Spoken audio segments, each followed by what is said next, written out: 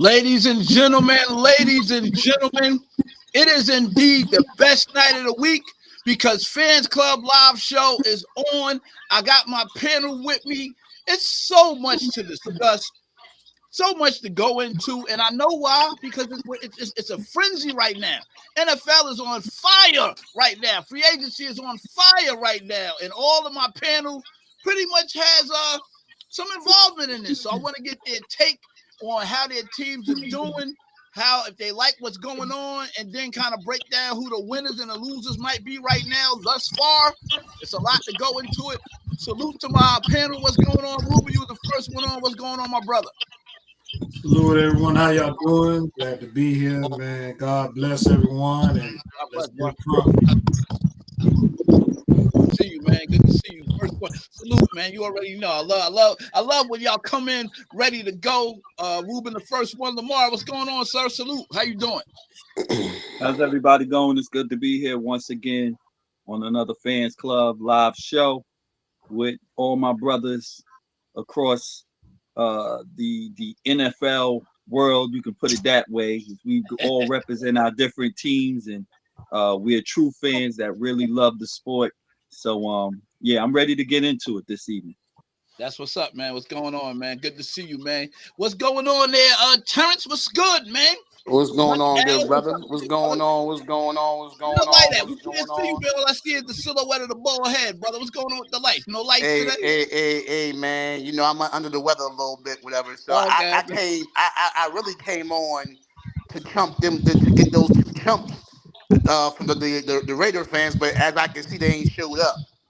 Oh no, they well, one is out at sea and the other one will be on at some point. Excuses, a bunch of excuses. Like I said before, a bunch of excuses. They knew they wasn't going to show up. They did all that talking and they ain't showed up. But God bless you, brothers, man. I just you know what I mean, there's been a whole lot of movement, you know, going on in the NFL, the draft and everything, whatever, you know what I mean. So I mean, it's a blessing to be with y'all, man, and let's have a good show. I'm only gonna be on for a little bit, but I just wanted to make sure I jumped on with y'all. No problem, man. You here, man. They got one that popped up right there. What's going on, Mark? Salute to you. What's going on, Mark? What's up, brother? Can you hear me?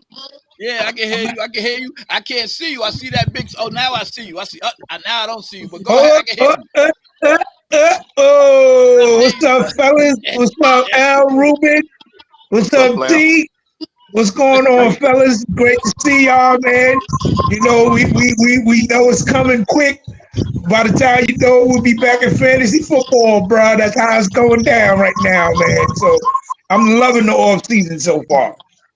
I know. I see, man. Y'all, look, everybody is on fire right now.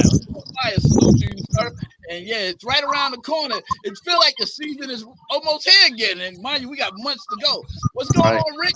Salute to you, sir. I just heard a Denver fan talking reckless about it. Yes, I have been. You finally showed up. Terrence, that's you? You finally showed up. I thought you ran away. For what? You finally showed up. Hold on, I'm coming. Hold on. I gotta showed get up. the background. Yeah, go do what you gotta do, man. Listen, we're gonna dive right into it. Get your Fisher Price taken care of, brother. Get your Fisher Price internet taken care of, brother. Oh man. All right, look, they got something that they gotta resolve. So we understand there's been a lot of smack talk that go on, but before we get to anything else, gentlemen, it's a lot to unpack. The NFL free agency frenzy is in full effect. Your team should be wheeling and dealing. Some people magically have expanded their cap room beyond what they said they have. I don't know how they doing it. They still signing dudes, and I'm like, what is going on? And who's then that, Philly? that got money is not making no real moves, and then teams that strapped got guys reneging on them at the end of when they agreed to. Look, it's just that it's a frenzy, man. It's literally a frenzy. Talk to me, Ruben. Starting with your Atlanta Falcons. If you don't have your name of your team next to you, please put your name of your team that you represent next to you so the people that's watching know who you're talking about. Ruben, I'm going to go to you first. Listen, man. Y'all paid the man. I got a question for you, Ruben. Do you like that? You like that? I'll go with Kirk Cousins, man. I'll go with Kirk Cousins. I'm not a Kirk Cousins hater, man. Talk to us. Remember, I battled David many times about Kirk Cousins Yes, and you what he have. was saying Yes. about Kirk, man. So I can live with that. Now, he's older now. You know, he's coming fresh off an injury, so we'll see what he has when he steps on that field. We've added some additions for him to throw to. We took a couple of 49ers from you. We took a tight end and a wide receiver. We took Warner and Ray McLeod, man. You took my kick return. We took a couple from you. We took some from the Cardinals. I think that's a steal from the Cardinals because we gave them Ritter for their wide receiver. So I'm glad the Cardinals did that deal. That was a nice one. We added a true tight end from y'all. Yeah. Pitts is not no tight end, so he needs to. He's just a big body that needs to stay in the slot. Yeah, Warner's a good blocker. He'll give you a good blocker. That's what we need. That's what we need, man. That's what we need. He's a Georgia native too, so yeah. So everything's looking good for offense, man. I'm just waiting to see what we're gonna do on this defensive side of the ball, man. Okay. And see what we can do there. Last time we drafted defense, we went all the way to the chip. So first round, we drafted that DE, that N. Yeah.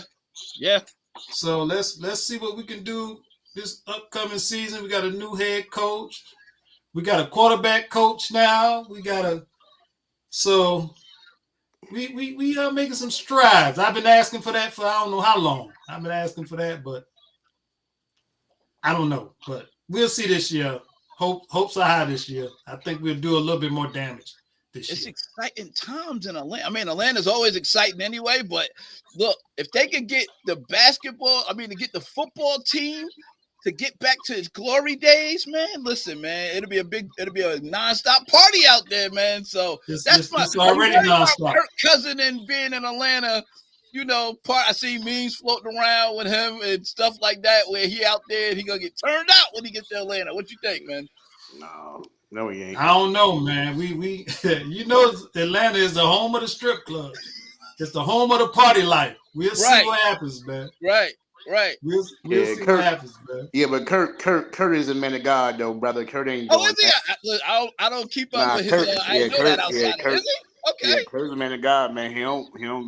It's called whatever. That's one of the reasons why.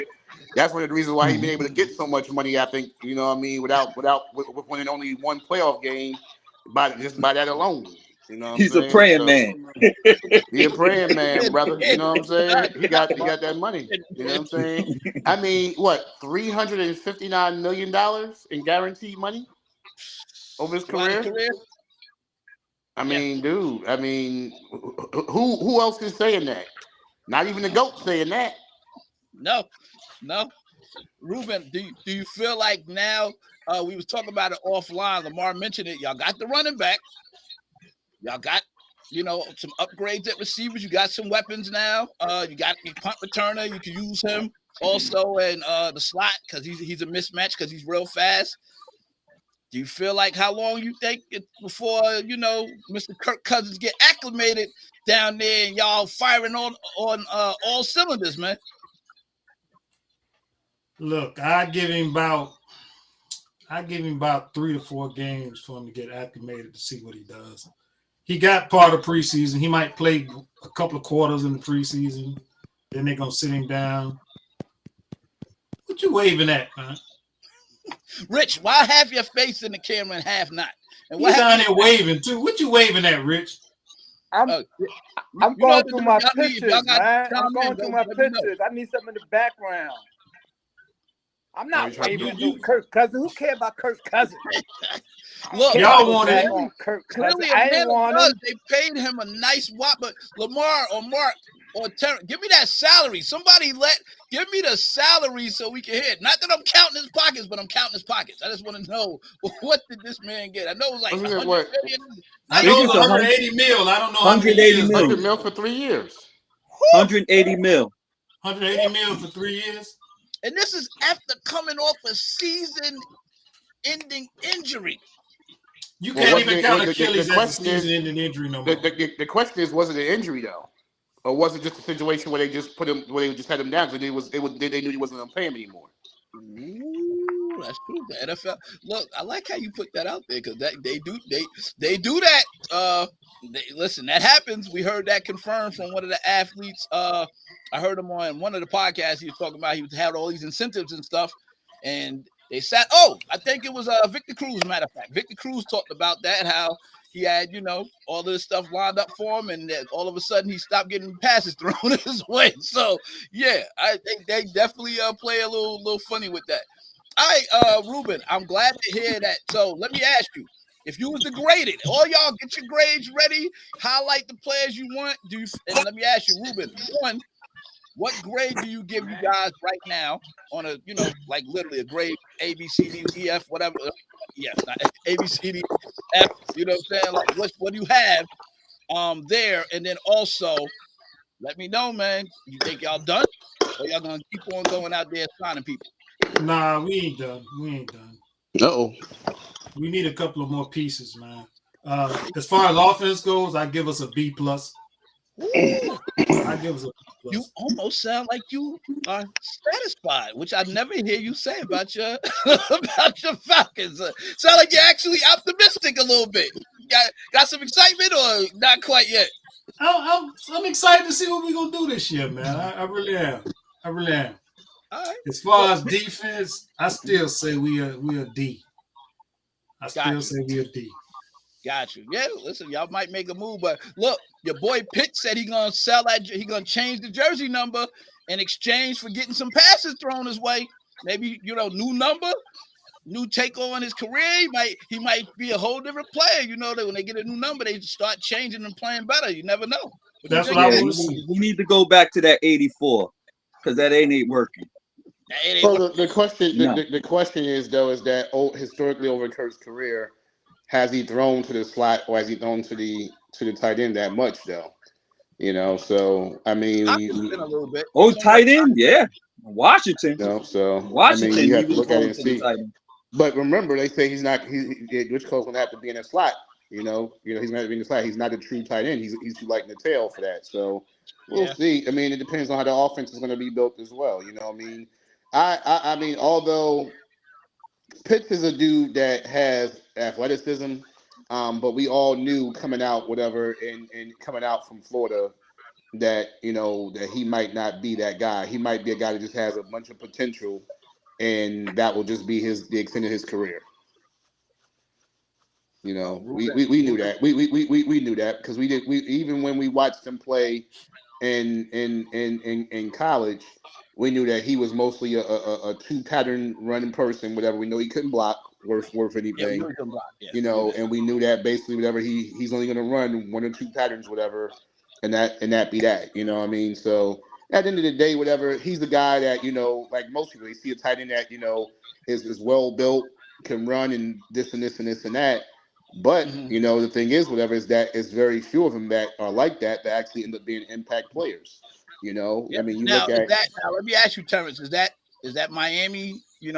Is that some Florida hate right there? Because or the Gator hate. No. My thing is, whatever is that, I had them on my fantasy team. You know what I mean? Because I felt like I just had to make sure because you never know with you. I know you come to Miami. One thing about me, I'm gonna tell the truth. Whether it be a Miami player, whether it be a Florida player, whatever. I told you, I've been watching some of these players since high school, and if I'm not impressed with them, I'm not impressed with them. You know what I'm saying? So, I mean, at the end of the day, what is coming up in his third or fourth year? Yeah, and he ain't done nothing yet. Well, listen, man, they got rid of Jonnu Smith, so he don't have to fight for passes with that. Warner is more of a blocking tight end, so it's not gonna be. So he's gonna get his opportunities, and now trading that number. So, Ruben, I guess it's fair to say you'll be wearing the number 8 during the season for Kirk Cousins because you like that. He said no. I tried to set him up. All right, Ruben, hold that thought. We're not done. We still going around. Y'all also got Darnell Mooney from Chicago. You got Warner. You did re-sign Nate Landman, which was a good sign, and to keep him there because he's tackling machine. So keeping him was actually a good move.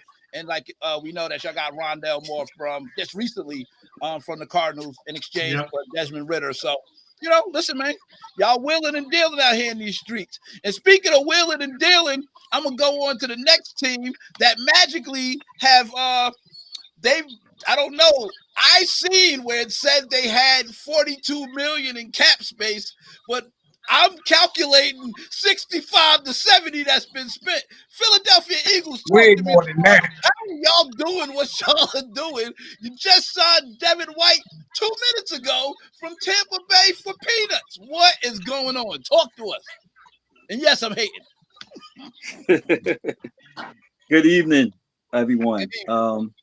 It's an exciting time in Philadelphia.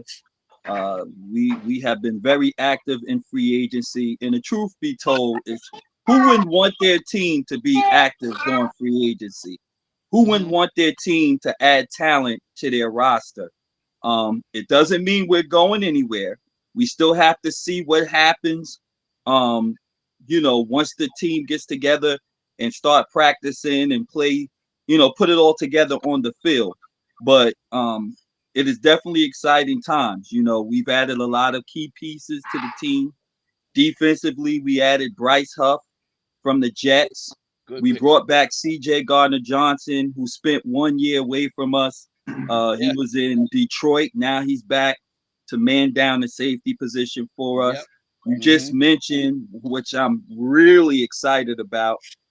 We got White, the linebacker that we so desperately needed. You know, he flies all over the field. He has the speed. He's a tremendous tackler. So he brings something to the table that we desperately need on the defensive side of the football. Then when you go to offense, we added Devontae Parker from New England. So he's probably going to take over the number 3 spot on our wide receiver depth chart. And of course, the big piece that we added is Saquon Barkley from the New York Giants, which I saw coming. If y'all were following me on our chat, you know, I've been hinting that was a strong possibility. You know, Mark always brag about his sources, but I got sources too. So I seen that coming. So Barkley is the latest addition to the Philadelphia Eagles. So I'm very excited about that. So we're gonna see. Before you go on, stay there for a second, because we got Giants fans that might be watching. How does that feel to go and swoop in and snatch up Barkley, who has to see them twice a year? Now he got a great offensive line to block. Like, prepare us for how this is gonna look. And do you feel like the Giants fans were prepared for this, or it kind of caught them off guard? Absolutely not. Like, what do you think, Al? I guess when you're not trying to sign back your own player, you got to be prepared for anything. I mean, he's a free agent. He had the right to go wherever he wanted to go, and he chose Philadelphia. It's close to home. He said it in his press conference. He didn't want to travel. He's close to his family, and he wanted to go to a winning organization.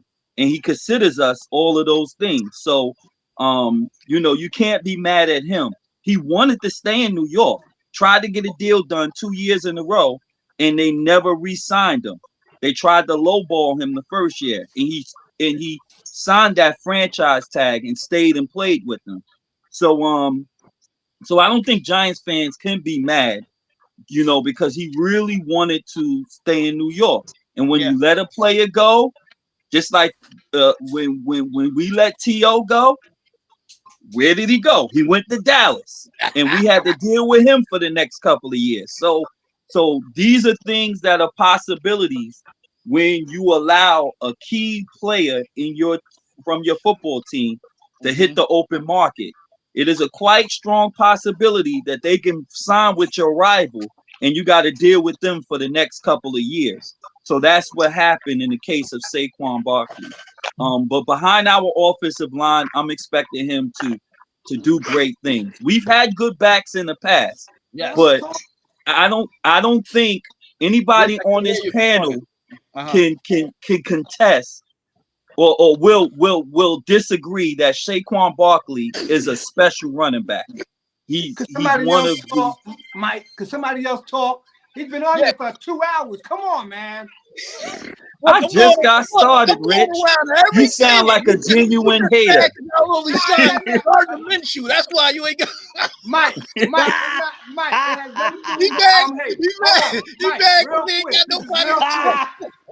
Mike, this is real quick. I'm talking about Saquon Barkley, and he got to deal with Zamir White running the ball.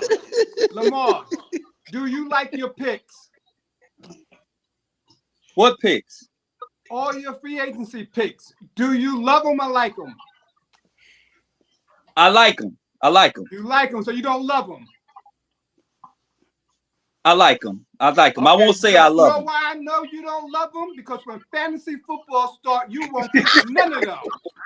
You won't pick none of them. You won't pick Saquon. You won't pick Devin White. You won't pick none of them. You're going to run into everybody else, and then you're going to go to the championship to myself. Oh, yeah. No, I don't want to hear it from you, Lamar.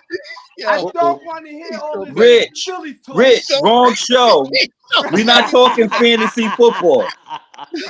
We're not talking fantasy football. We talking reality. We talking reality right here. It's always fantasy. Don't get it mixed up. It's always fantasy. No, we dealing with reality right here. Reality is they got somehow. Reality is what we talking about. Accounted for somehow, some way. Let me read a comment, Al. I'm not done with you, but I'm next. Get ready, Terrence. You next, so make sure you're ready. And Mark, you right after Terrence. Which again, I don't even know who the Broncos go yet. Sign anybody? It will probably be quick because I don't remember them signing nobody. You know what? Don't play. Don't. I ain't gonna do it. I ain't gonna do it to you. Look, Kelvin's a Giants fan. He said I was prepared. They didn't value Saquon. Kelvin, that's a real statement from a real Giants fan. If there's any other Giants fans watching, and y'all on the panel, y'all already know. The only way that they're gonna know that we out here, y'all gotta make sure you sharing this so the people on your pages, respective pages, can see this and they can chime in. So I want the teams to chime in with comments like what Kelvin left. He said that they didn't value him. So, he was able to go and listen, division rival means nothing. It's gonna be fun times for him. He got receivers, he got the line, the butt push, the push. He got everything now. So we might not even use that as much now that we got Barkley. That's your offense. Look. Al, is there anybody else? Let me ask you the same question I asked Ruben. Grade it. Give me a grade right now on what you have, and do you guys think you're done? Especially since you magically got 70 million that nobody knew about, and y'all still signing cats. So, listen, I'm gonna be real. Prior to today, I had us somewhere around a B- because we didn't address linebacker. Ruben, but getting White, I move us up to about a B+. Woo, goodness gracious. Ruben, let me ask you, what do you grade Philly as in Lamar? Same question for you in terms of Atlanta. I'm gonna have y'all grade the other team for me. So, and let me know who you think is their top pick in terms of who they signed. So if you're familiar. So everybody should know what's going on in the NFL world, not just your team. I'm giving y'all a little moment to do that. Go ahead, Ruben. What you got in terms of grading Philadelphia based on everything Lamar mentioned? What do you give them on a grade scale? I think they went up to an A, man. They especially with Saquon, a dual back that can come out the backfield and catch the ball. They added some people on defense that they needed, and I think they filled the hole that they needed to make a run. In my eye.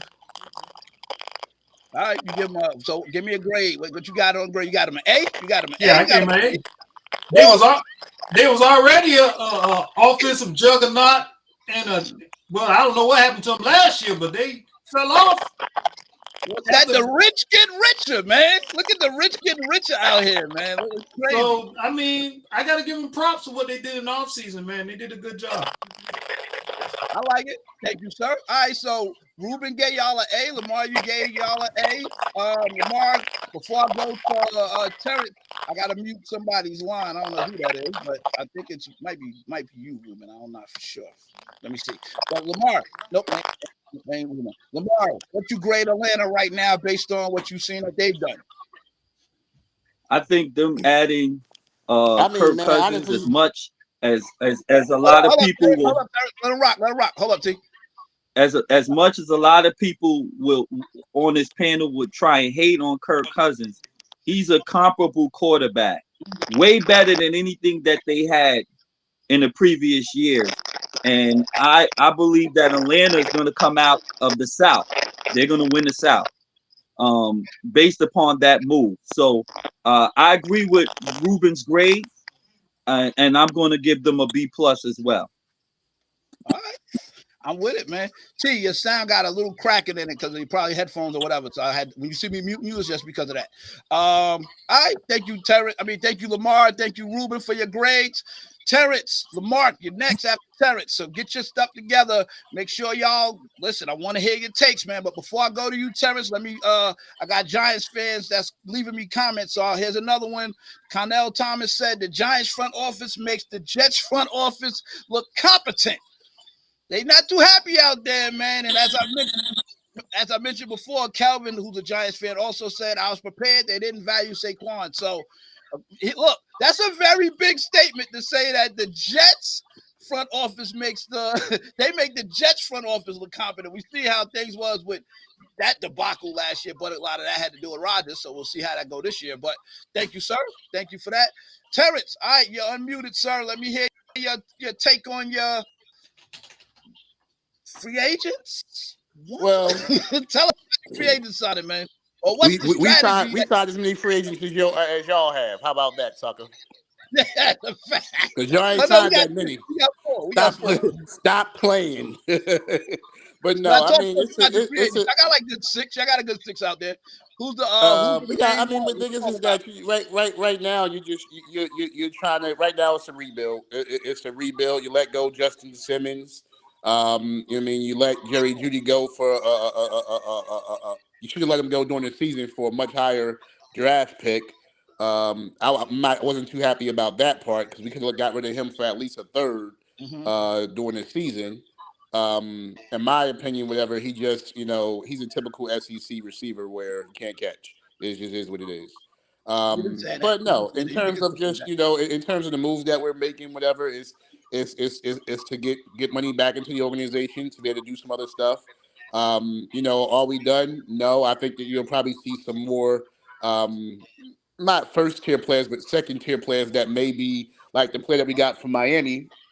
He's the 16th rated safety when Simmons was actually, I think, number 30 something or in the 40s of the rankings or something like that. So there was some sneaky signings that they did that actually were pretty good. Where people don't know too much about these guys, but if you look at the ratings and things like that, these guys actually were pretty good at what it is that they do. So overall, I think we'll be okay. It's just more so right now, whatever that you're doing to rebuild. And the most frustrating thing right now is just watching everybody else willing and dealing. But the one thing I also understand is that you can will and deal all you want to. It don't really mean nothing. At the end of the day, you can will and deal as much as you want. It don't mean anything. If your team is not going to come out there, whatever, and mesh together, and have everything, working, at the end of the day, whatever, it doesn't mean anything. So, at the end of the day, I'm watching, I'm seeing what other teams are doing, getting all of the high name guys, whatever, and doing their thing. Shots at all. No, ain't no shots. You know what I'm saying? I honestly speaking, whatever, I was really surprised that some of the moves that the Seagulls made. I was really surprised at that because I was like, oh shoot, like I've never really seen them make these types of moves, especially on the offensive side of the ball anyway. Right.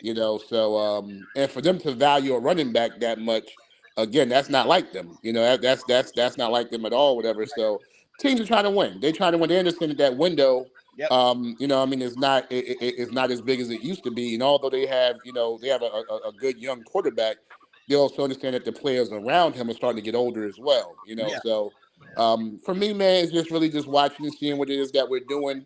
Hopefully, we make a decision on a bowls, whatever. In my opinion, he's one of the bane of our existence on the offensive line. Everybody thinks that he's so great. He's trash. I've said this several times. Bowles is trash.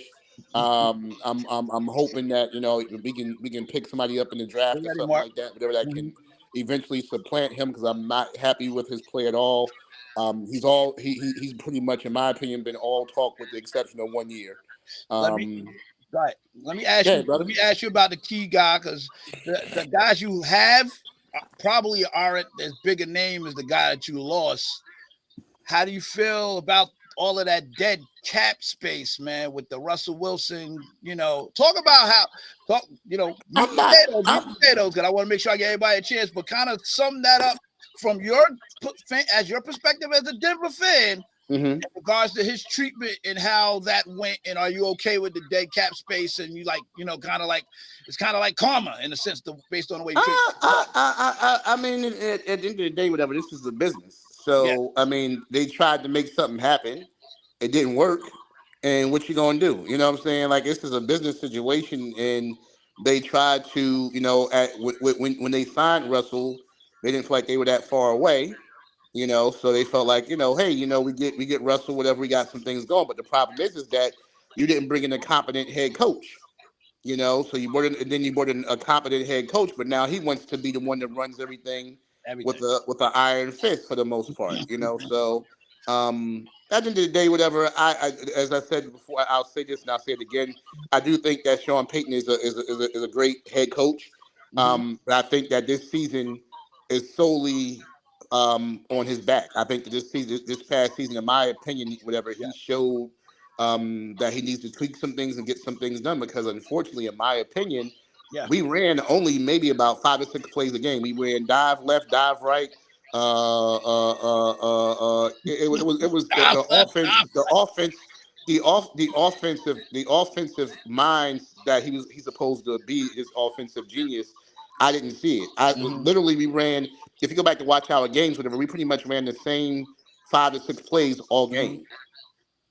All game. You know what I mean? You ran the 5. And the thing is, whatever, is that if you're running you can run the same 5 to 6 plays, whatever, all game, and nobody can stop you. But the problem is that you don't. If Jerry Jeudy was who we thought he could have been, cool, you can run that, whatever, because nobody's going to stop him. You know what I mean? Right. But if you don't have a difference maker, then that's different. You know what I mean? Like if you look at those Saints teams, they had difference makers. And right now on offense, we don't have a difference maker. We just don't. I'll say this, T, as I wrap you up and get ready for Mark. I want to get your grade. So think about your grade for the 2 teams that went before you, Atlanta and I see you, Rich. I'm about to go to you once I put this out there. I do believe that based on how this thing played out with Wilson, I agree that I think he will definitely be under a microscope to see how Peyton responds, because somebody got to take the heat for that. That's a big failure. Well, Peyton ain't gonna take the heat for that. That's gonna be on George Patton. That's gonna be. Somebody gotta take it. All right, so Peyton's gonna get a pass, but okay, I got you. Go ahead, Rich. Go ask your question, Rich. Yeah. I'm just saying 2-0 and thank the Broncos. How are you 2-0 whenever you ain't won nothing? How are you 2-0? You wanted Russ. You wanted Russ. You didn't get him. Mark, put that right. You didn't get him. Which one did you get? That's because y'all own them. That's what you're trying to say. Who did you get? It doesn't matter who we got. It doesn't matter who we have. We gonna beat y'all. 1983, Rich. Think about that. 1983, Rich. Gonna lead them to the promised land. No, listen. 1983, Rich. 1983, Rich. Think about that.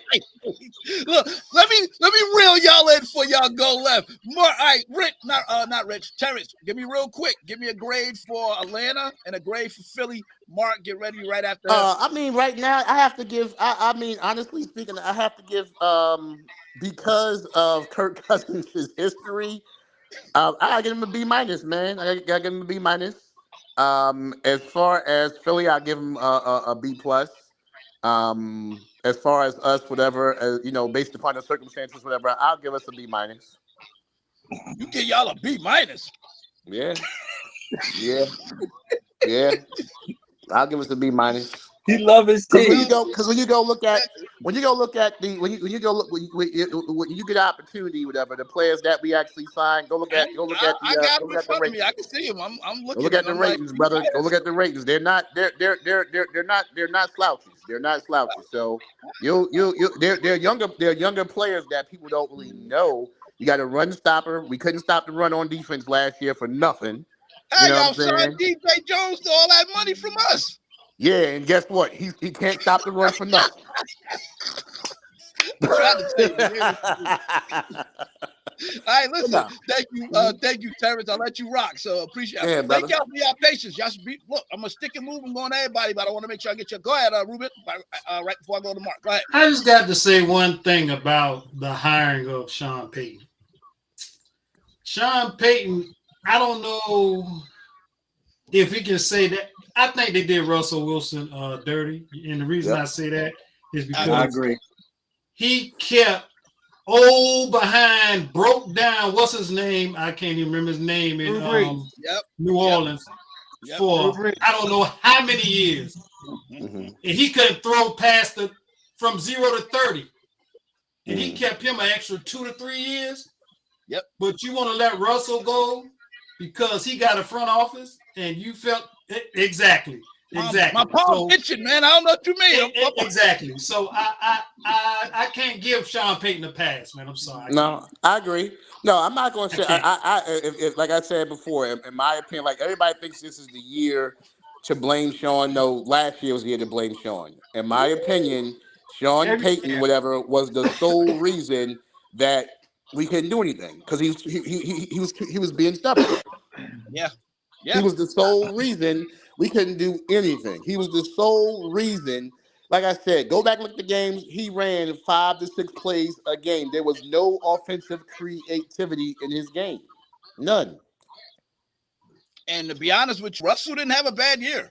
Russell had a The first year he did. He struggled the first year, but not last year. He did not. He actually looked more like himself. Even as an older veteran, he still was efficient. So I personally believe that when we got into that when we were in that playoff race, I personally believe that they pulled Russell on purpose, so we didn't make it.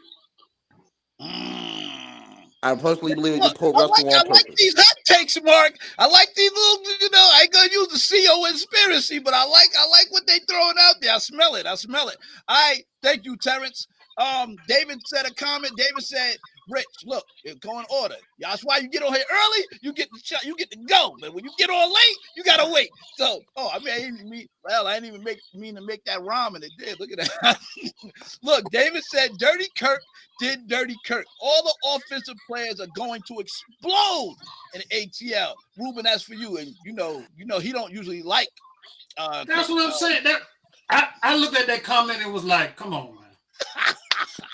Mark. You know he's drunk, right? You know he's drunk. That's what that is. He's drunk. Well, maybe, man, 'cause he's hated on Kirk Cousins for the last. He ain't drunk years. yet. And now he said he gonna do Dirty Kirk. I'm a little confused. Mark, I'm going to you, but you didn't really do nothing. But go ahead, sir. Talk to us about your Cowboys one signing and a half.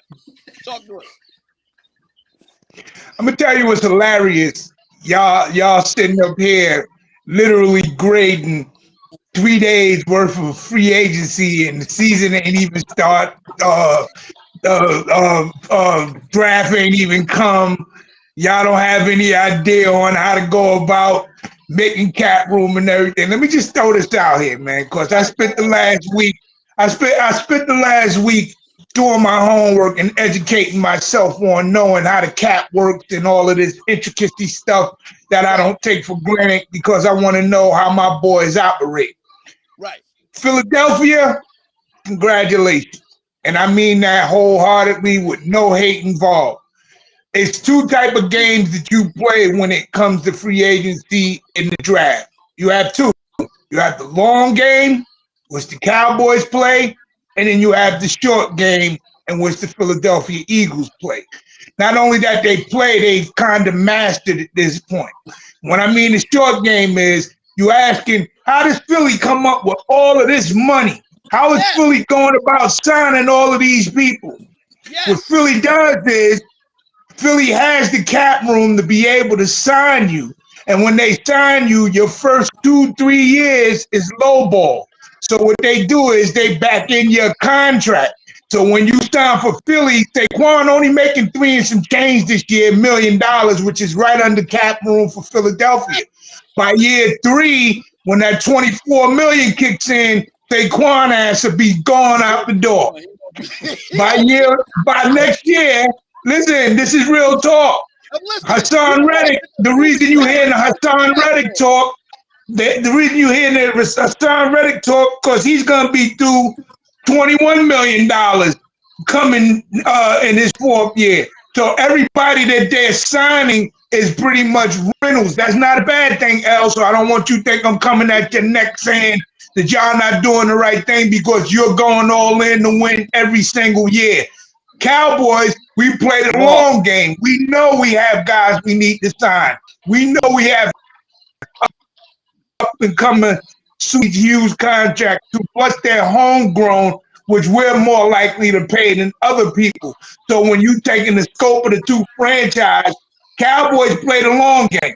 Next year, it's a good chance that Dak might be there, Dak might not be there. But if he's not there, best believe CeeDee Lamb will still be there, Ferguson will still be there, Micah will still be there, Trey Diggs will still be there, Tyler Smith will still be there, so we keep our core. Only problem with the turnover is you have to have this team gel.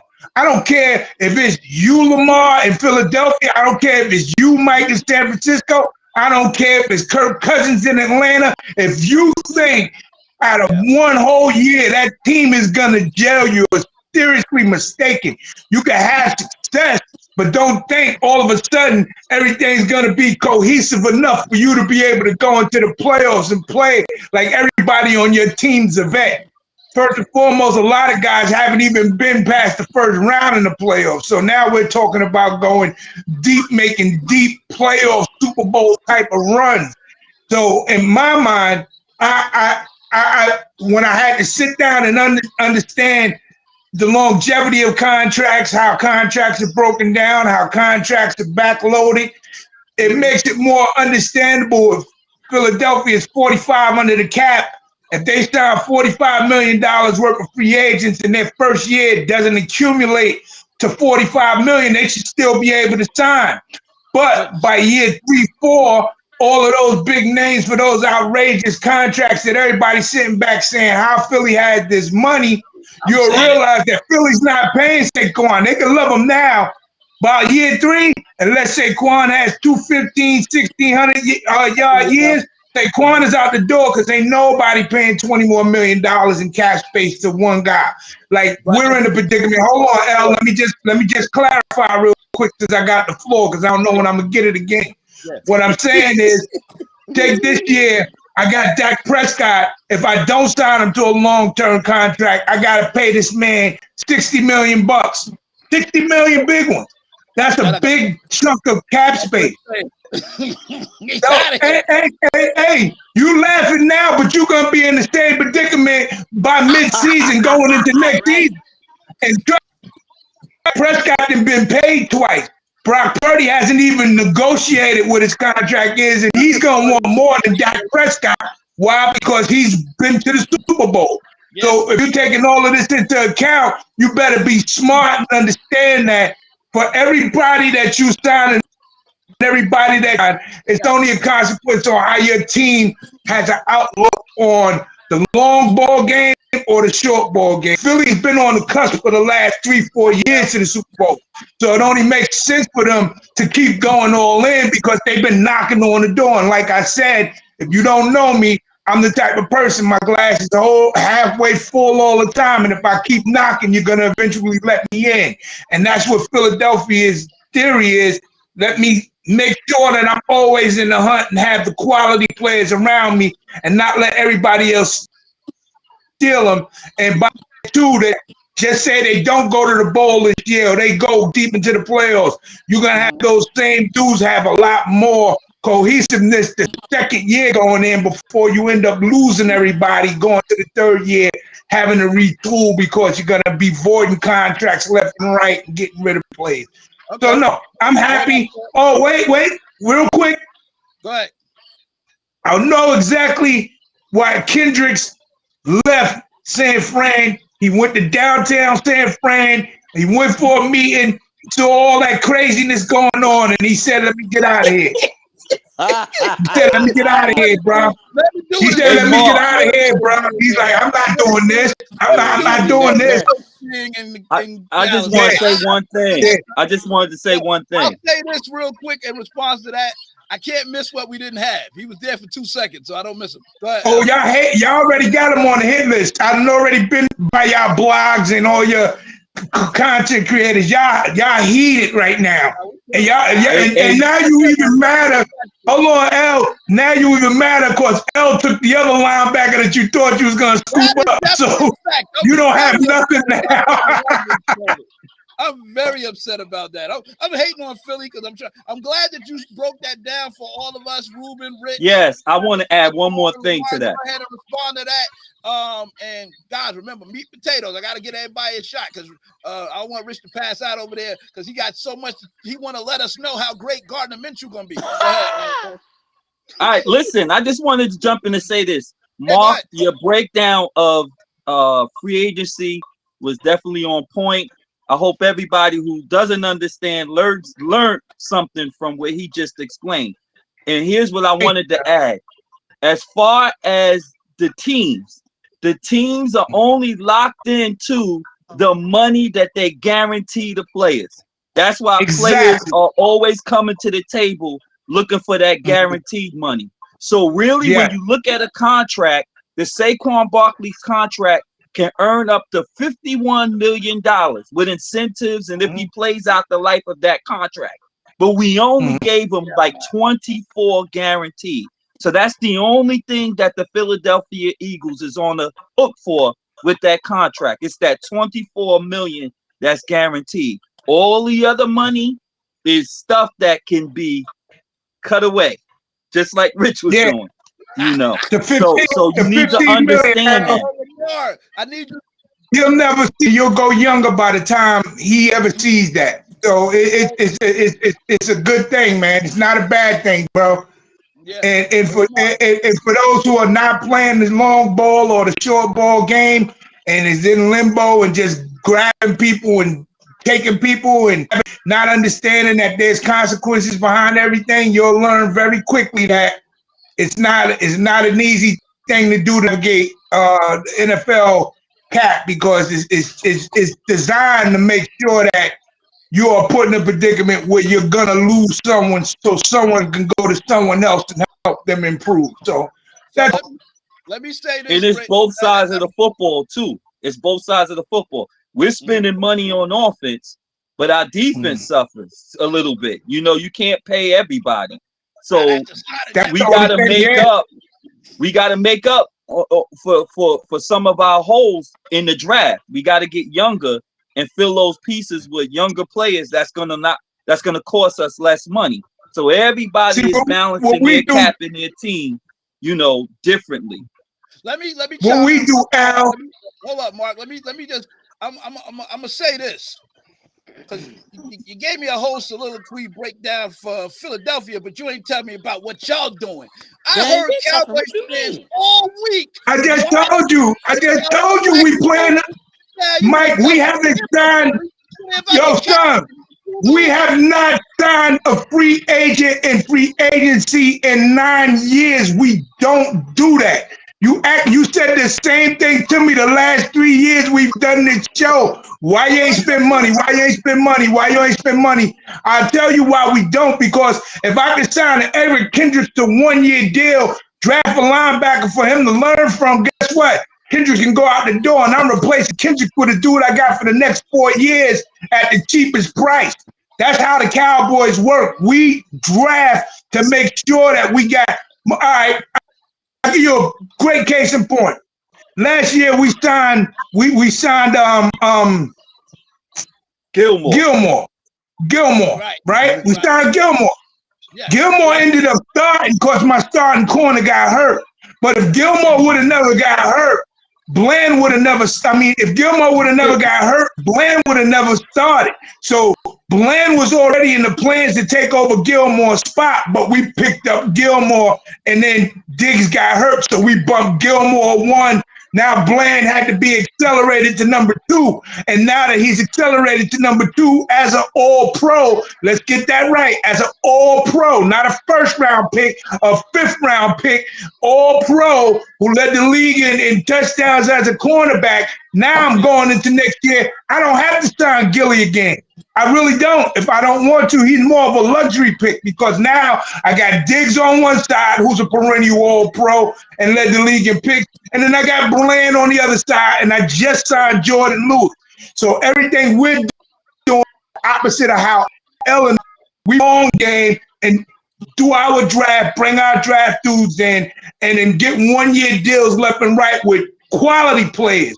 Because you might not think so, cuts haven't been made. It's still people out there who's gonna get let go. Right. So to grade it right now is prematurely because by the time the draft comes, you're gonna see a lot of people making room for players. You gotta sign draft picks too. Remember that. That's under the cap too. That ain't no magical number outside the cap. Let me ask you this as I wrap you up, because I'm giving you a lot of time. I want to make sure I can give everybody time. Sorry, Richie. So we don't want to hear Rich anyway. So what was the problem with because you're not just you kind of scaled it back some, but your Cowboy fans were fuming. We're furious every year, Mike. Explain that. We're furious every year because for the last 9-10 years, we don't sign anybody. We're not going and paying a player who the Cowboys did not bring in $30-40 million. You gotta literally be at the tippity top of your game for the Cowboys to go, you know what?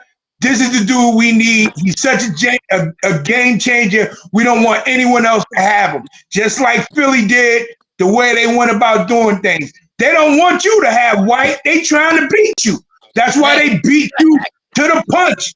We don't want you to have Kendrick because back row since it's kind of slim picking right now. Or are you gonna go to draft for that? We already got a linebacker. Kendrick to be teaching Overshown because remember, I still got a linebacker who's coming off injury who we drafted high. Kendricks is good because Kendricks is that's gonna be my baby, man. That is what you don't understand is all Cowboy fans. I'm waiting on my next baby to come, my next Maybell and take the backfield and take the reins. But in the meantime, between time, we'll get somebody to be a stopgap. That's all. All right. Right. Thank you for that. Good breakdown on making me understand and anybody else that was like me trying to figure out how is Philly getting all these 1-year deals and 2-year deals for cheap. I didn't understand it, but on the back end, so they trying to win now, and the players are like, "Hey, I'll win now. I'm cool with not getting my money right now up front with the hopes of getting that ring in that trophy." So what it is Howie Roseman. I'm sorry, Howie Roseman. What he does is if he loses someone, he brings someone in to replace him really quick so they can stay relevant in the hunt. He doesn't have a lap so far. Doing great work, Howie Roseman. So you can't hate on him. My bad, Richie. I appreciate your patience, dog. Look, Rich ain't got. I thought y'all had a little bit of signings. Rich, y'all don't have a lot. Talk to us about Gardner Minshew. Like, what do y'all have? Y'all got more signings than I keep joking you with that. But go ahead. Talk about your mighty Raiders losing Josh Jacobs and that now White is the star. Go ahead. Talk to us. If you remember when I told you, and check my receipts back there, check my receipts. Our last 3 games of the season, I said they treating Josh Jacobs the way that they treated Derek Carr, and we might get rid of him. And our last 3 games of the season, he didn't play. So they wasn't trying to get him hurt, and they wanted to let him go, and they wanted to lowball him, and I guess give him the same type of contract that Saquon got. Even though, just like Mark said, but Saquon is getting most of his money in the 3rd year. So it's just like with with Russ in Denver. Regardless of whatever Russ or wherever Russ go, Denver gonna still pay him for the next 3 years. It don't matter. That's why Pittsburgh, that was his way of getting Denver back by only signing a $1 million contract this year. This way it won't come off of his contract money from Denver. He gonna make them pay for this. So hopefully that he goes and beats them. And I only wanted Russ just to sweep Denver and laugh. I didn't really want Russ. I only want Russ to get back at now you really get one. Here he go. Here he go. Now he ain't with him. He was calling for him all week. Nah. I know you damn sure ain't one guarding the men's. He ain't never come up. I don't want. Listen, I've been telling y'all who I wanted. Please listen to who I want. You know who I Say it want. on air so we all can hear it today because everybody's here. Go ahead. Tell us who you want.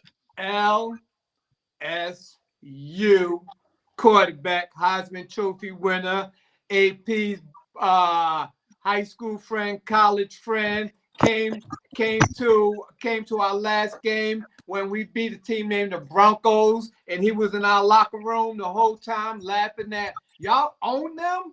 I'm gonna own them when I come in the league. And he said, "All right, you got that." So hey, that's who I want. I want Jay. I hope y'all do get him. Listen. Don't be honest with you. Knocking a rookie quarterback, but I hear you. Terrence. I hope y'all do get him because it's gonna be another Jamarcus Russell situation. So No. Don't get that mixed up. He gonna watch our tapes. But anyway, go ahead and get him. the jersey I want Let him rock. Terrence, the jersey I want this time, if we That's get him, number 5, Daniels. All right. I don't want no more Bo Jackson, none of that. I still got it all nice and bagged up in my bag. But anyway, tomorrow we're gonna start signing a lot of these players. A lot of different players. Names are gonna fly off the board starting tomorrow because the contracts are cheaper now. After the 3rd day of free agency, the contracts come down. There's less guaranteed money, and now we're gonna start there and build our roster back up, and then just going to the draft. So tomorrow you're gonna see a lot of names come on. I mean, with the Cowboys and everybody else. So tomorrow's gonna start the day that you go out there and pull your roster up. So tell me about your roster with your free agents. I know you spent a lot of money on Mr. Christian Wilkins from Miami. You good with that? That 4 years, $110 million for a deep tackle. Good Lord, talk to him. Hey, listen, we want him for Patrick Mahomes. That's what we got him because again, we own Denver, so we ain't got to worry about them. The Chargers with the whole rebuild. So now we got a chance to sweep the Chargers and sweep Denver again. So now we just got to sit there and concentrate on Kansas City and win that division. So we got him because Max is always getting pushed outside and keeping the quarterback inside. But then some way, somehow, like in the Super Bowl, Patrick squeezed up in there. So now we're, we gonna squeeze that, and now Patrick got nothing to do but turn around and curl up like a baby. He gonna curl up, and we gonna just tap him, and then he gonna get up screaming at his offensive line. But as far as Philadelphia's grading system, I would love to give them an A, but because of their center retired, and they got to get a new center, and hey, that's a big part of your team is that center. And if they got to get a rookie or either somebody from free agency and really can't get that push because, hey, Kelsey didn't work for them. If you see a lot of their run plays and even that push, he was downfield a lot. I mean, for somebody that old, still doing work. So I would love to give Philly an A or even an A-, but because of that center, I'll give them a C. As far as hold on, let's say that. So because your rating for Philly, and again, it's yours. I just want to make sure we don't bypass that. as of right now, you give them a what rating? A C, because they didn't fix that center spot, and that's a big part of your offense. So I don't care who you got in your back. So Saquon, Walker Payton, Barry Sanders, Bo Jackson. If your center spot ain't right, where linebackers, I mean, especially with Pittsburgh, I mean Dallas, Dallas or even the Giants, blitzing that A gap because the center don't know where to turn his head and this and that, or know how to do something. Go ahead, coach. The middle of your team is the heart of your team. It is. And if Philly don't get that right, their whole team is done, because again, it can look right out there, but when that pressure come up the middle, and the quarterback ain't got time to say, oh look, he came back fast. So let me ask you again, Rich, I don't know if you're trolling or if you're serious, but give me your grade for Atlanta and I guess Dallas, you don't even need the grade, because Mark kind of explained that they don't. Dallas, we can skip Dallas in terms of their free agent, because they're not really, that's not their thing according to him. But tell me about Atlanta. What you got them graded at?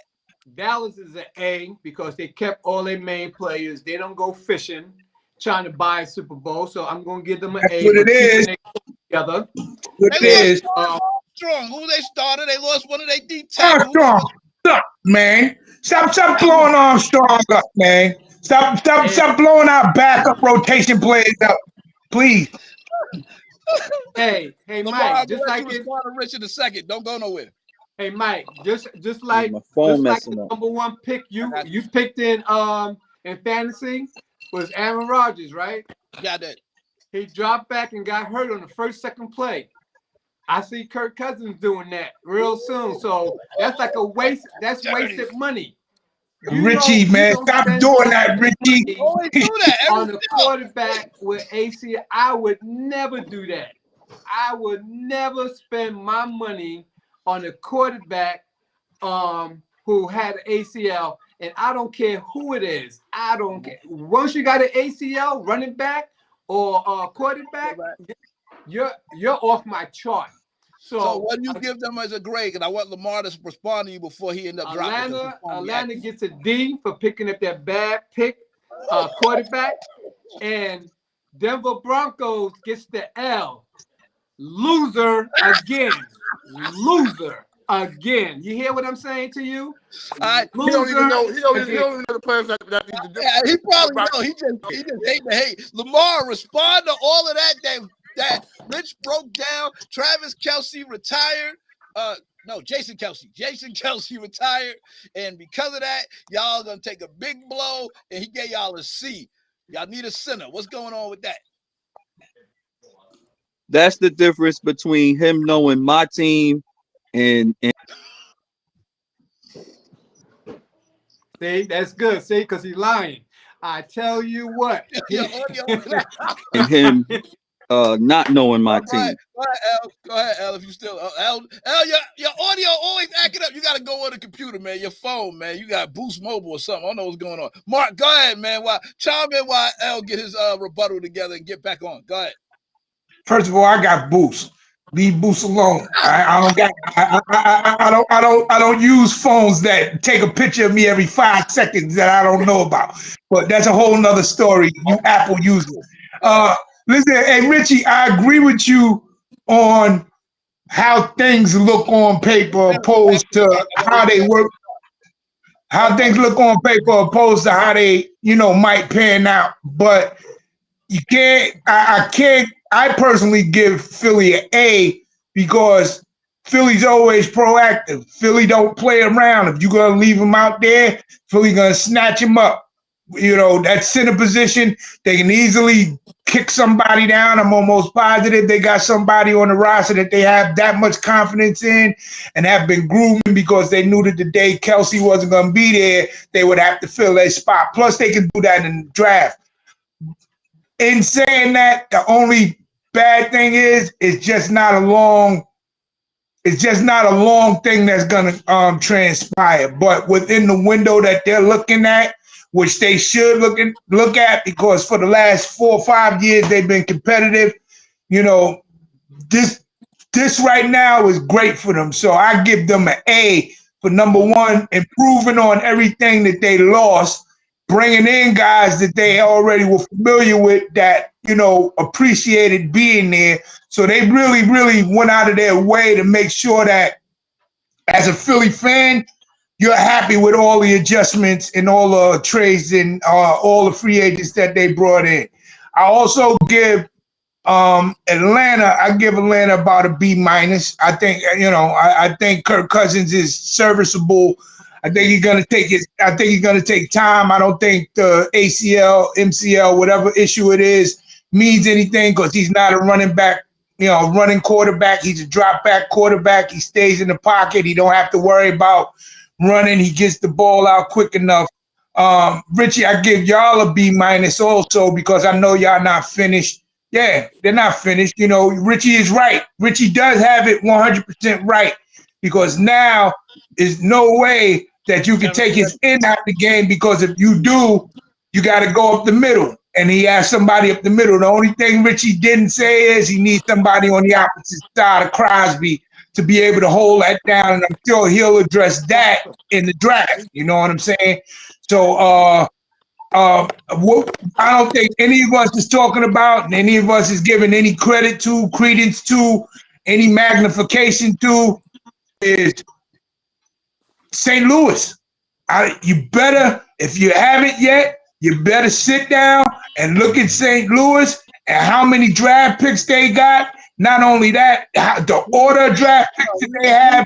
St. Louis is, I'm sorry, not St. Louis. I apologize. Phoenix. Arizona. I'm sorry. Listen, I'm old school, dog. I'm old school. When I think Cardinals, I think St. Louis. My bad. I don't really like saying Arizona Cardinals. It sounds better St. Louis Cardinals, but that's a whole nother show from back in the day.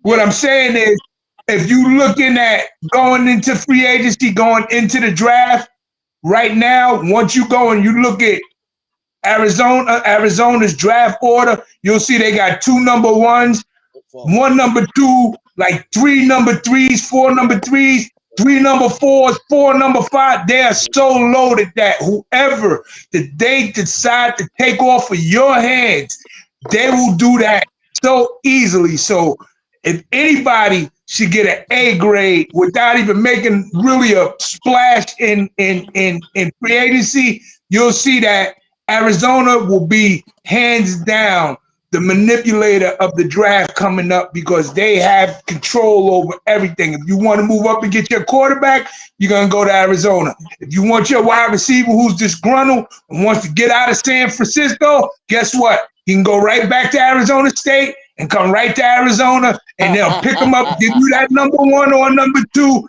and you'll have nothing to do with it. Nothing to do. That's a very real scenario. Don't do that. No, it is. It's more than real. It's to the point where it took me till today to really look at it because when when Donald used to say it, you know, being a Cardinal fan that he is, he was like, yo, look at my draft. I always looked at his first round draft. I knew you had 2 number 1s. It didn't bother me. But to know the rest of your draft, you can literally give away a number 2 and a number 3 and still have an extra number 2 and 3 extra number 3s. That changes everything. You lose, man. You get the luck of the draw with all these picks and stuff because you stink it up. So they got to throw your. Yeah, but you also build for the future. So you can lose and build for the future. You was losing at one point. I remember, like you catch that DJ. I remember when the Niners stumped. Niners was stinking, and y'all was losing, and you rebuild through the draft, and that's how it works. We had some struggle coaches, man. Let me read as I get ready to go to Terrence. Thank you, Mark. Lamar responded to you, Rich, with all that foolishness about his son. Cam Jurgen is Kelsey's replacement. Kelsey handpicked him. It's his job moving forward. No replacement needed, dude. Cut it out. He didn't say all that. I just threw that extra in there. I can read the tone he was saying it. So, go ahead. So, all right. Any rebuttal to that as I go to Terrence? Mike, if Lamar really meant that, he would have got that. Philly would have got rid of Kelsey a long time ago and saved himself some money.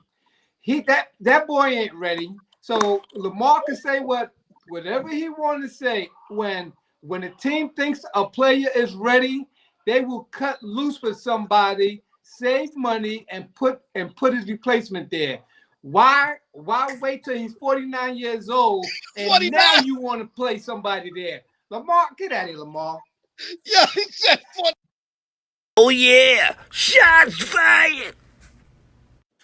Hey, Rich, man, he a perennial Pro Bowler though, man. He's an All Pro. Right. That ain't how it works. Right. The boys, Yeah. they know what. Listen, He holding the shoulder Mark, pads. Mark, again, the biggest thing with all these free As agencies, soon as he finished, go ahead.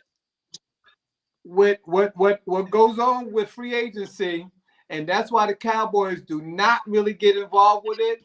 The Raiders don't really get involved with it. It's because all these free agents don't really work because to the lingo, you got to keep learning. When all these jokers, even your backups and all these other guys know it. Now you got these guys that just come in there with a boatload of money, don't really want to be in the facility, want to go run to the Bahamas and Jamaica and Mexico and all these other places instead of going in there working. I mean, right now, as we speak, and there's about 30 Raiders in there working out over at the facility. You don't have to call them. You don't have to talk to them. They're already putting their work in. When a lot of these other jokers get their money, they running. Come on, family, let's go. I got to go buy a house. I got to go buy this. I got to go buy that. And they're not in the facility. Yeah. Yo, what it is some guys you sign. Let me read this comment. Lamar is rebutted, and then Mark, go ahead, and then Kevin, I promise I'm coming to you right after Mark. He said Las Vegas would take Kelsey right now to play center for them at 49. Go ahead, Mark. I don't have no problem with that. What I'm saying is the biggest problem you risk when you go out and you make all these deals is someone that you signed to this contract not paying out. We've seen it. Yeah. We've seen it with DeMarco Murray going to Philadelphia after a big year. Now, I don't think I'm not using Barkley and Murray in the same sentence because I think they're two different players. But I'm just using that as an example. You upgrading or thinking you're upgrading before the season starts. And the thing is, they don't pan out. And when they don't pan out, that leaves you stuck with them for 2 to 3 years. Or God forbid they get hurt. And now you stuck with that contract and you can't just cut them. You know what I'm saying? So that's the give and the take. Everybody who signs somebody and feel like, on paper they improve and the season come and that cornerback you didn't sign to this big contract is getting torched on the outside, or this lineman that you signed is getting beat like a drum, by the opposing team D tackle.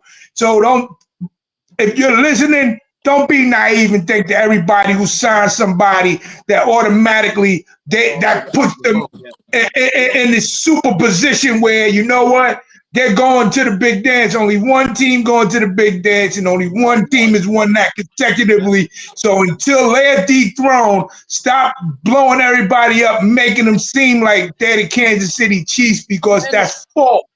And the Kansas City Chiefs keep making money for themselves. And they keep making money and move. He's like, hey, we can adjust and make an extra $21 million in cap space. I'm like, wow, amazing. All right, we shifting gears. Y'all gave me your grades on all the teams. I think Rich, you gave me a grade on the teams. You did.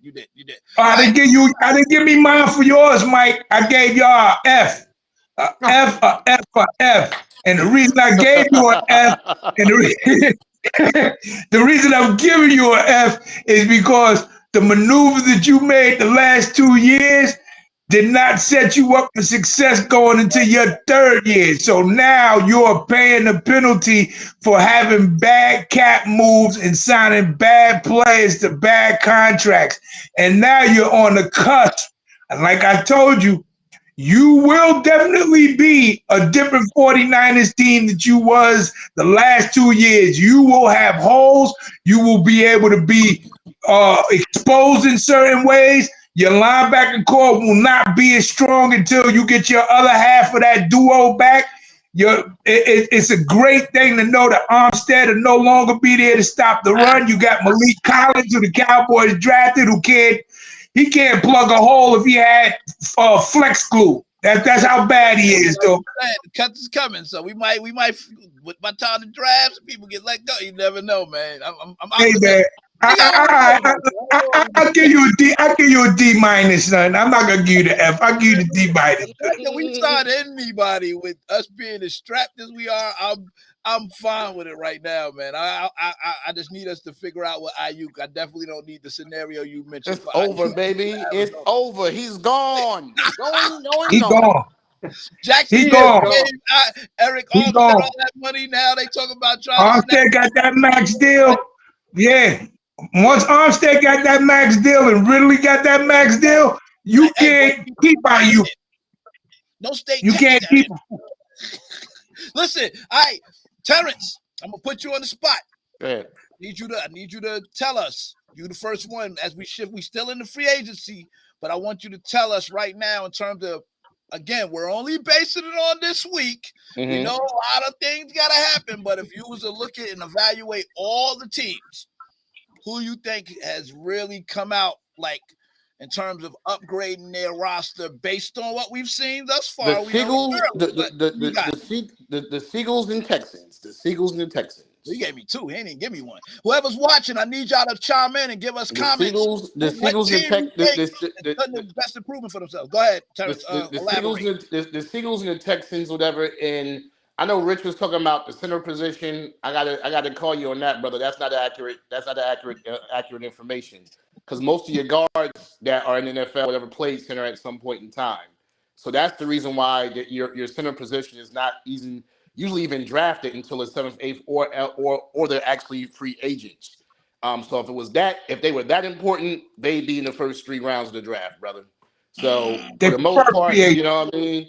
For the most part, whatever, you can get a center, a serviceable center, and they'll be fine.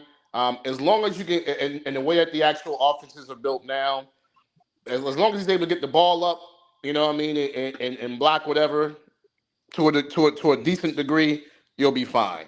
But in my opinion, the Seagulls, whatever, simply because of the moves that they made, man, they made some serious moves. In my opinion, I think that Saquon Barkley changes their offense. I don't care about the defense, whatever side of it, because at the end of the day, you're going to have to stop their offense. You're going to have to stop their offense. You're going to have to actually get on the field and stop, all in Hurts. You know what I'm saying? Like, you're going to have to stop them for 4 quarters. And that's going to be very hard, And if you want to really be honest, if you look at Swift did a really good job last year. They just didn't want to pay him. I don't know why they gave up on him so soon. They didn't want to pay him. They didn't want to pay him. And my thing is, whatever, I mean, he's a Philly native, whatever, so I don't understand that part, but maybe it's some stuff that we don't know. But at the end of the day, if that offense was able to move the ball with him, and you know what I mean, think about what they're going to be able to do with Saquon Barkley. Yeah. So let me ask you, which one you got rated? You got the equal? You got the Texans ahead? Who's number one? Who you got? I would have to give the Seagulls the nod on that, simply because right now we know with the Texans, whatever, that they're a relatively newer, younger team. So they're gonna have to do it a few years, before we can really say, okay, they got it. But with the Seagulls, they've been doing it for the past few years. So they already have a system in play and operating at it now. The thing is, they did change out their coordinators, whatever, this year. So that's gonna be something to see as well. But from a holistic framework standpoint, pretty much everything is gonna remain the same. So I mean, I would as much as I hate to say it, the Seagulls, in my opinion, are the team that won. And then when you add Devin White, that was the cherry on top. Crazy. All right, thank you for that. All right, Rich, go ahead, respond, and give us your take, unless it's going to be the exact. Most likely, y'all, I want to see if any of y'all going to go outside of that, or if y'all all pretty much going to repeat the same thing with Texans, Eagles. Go ahead, Rich. I think he's blowing the Texans up. Hold up. All right, thank you, Mark. Go ahead, Rich. Hold that on paper and names, it sounds great. Believe me, it sounds great. I mean, if I'm playing Madden, I would love Philly, but history repeats itself. I'm going to say it one more time. We have seen this before. You're right. History repeats itself. When Saquon gets paid, Saquon gets hurt. All right? So Saquon won't last the whole season this year. He only lasted his contract year. Now listen, keep my receipt.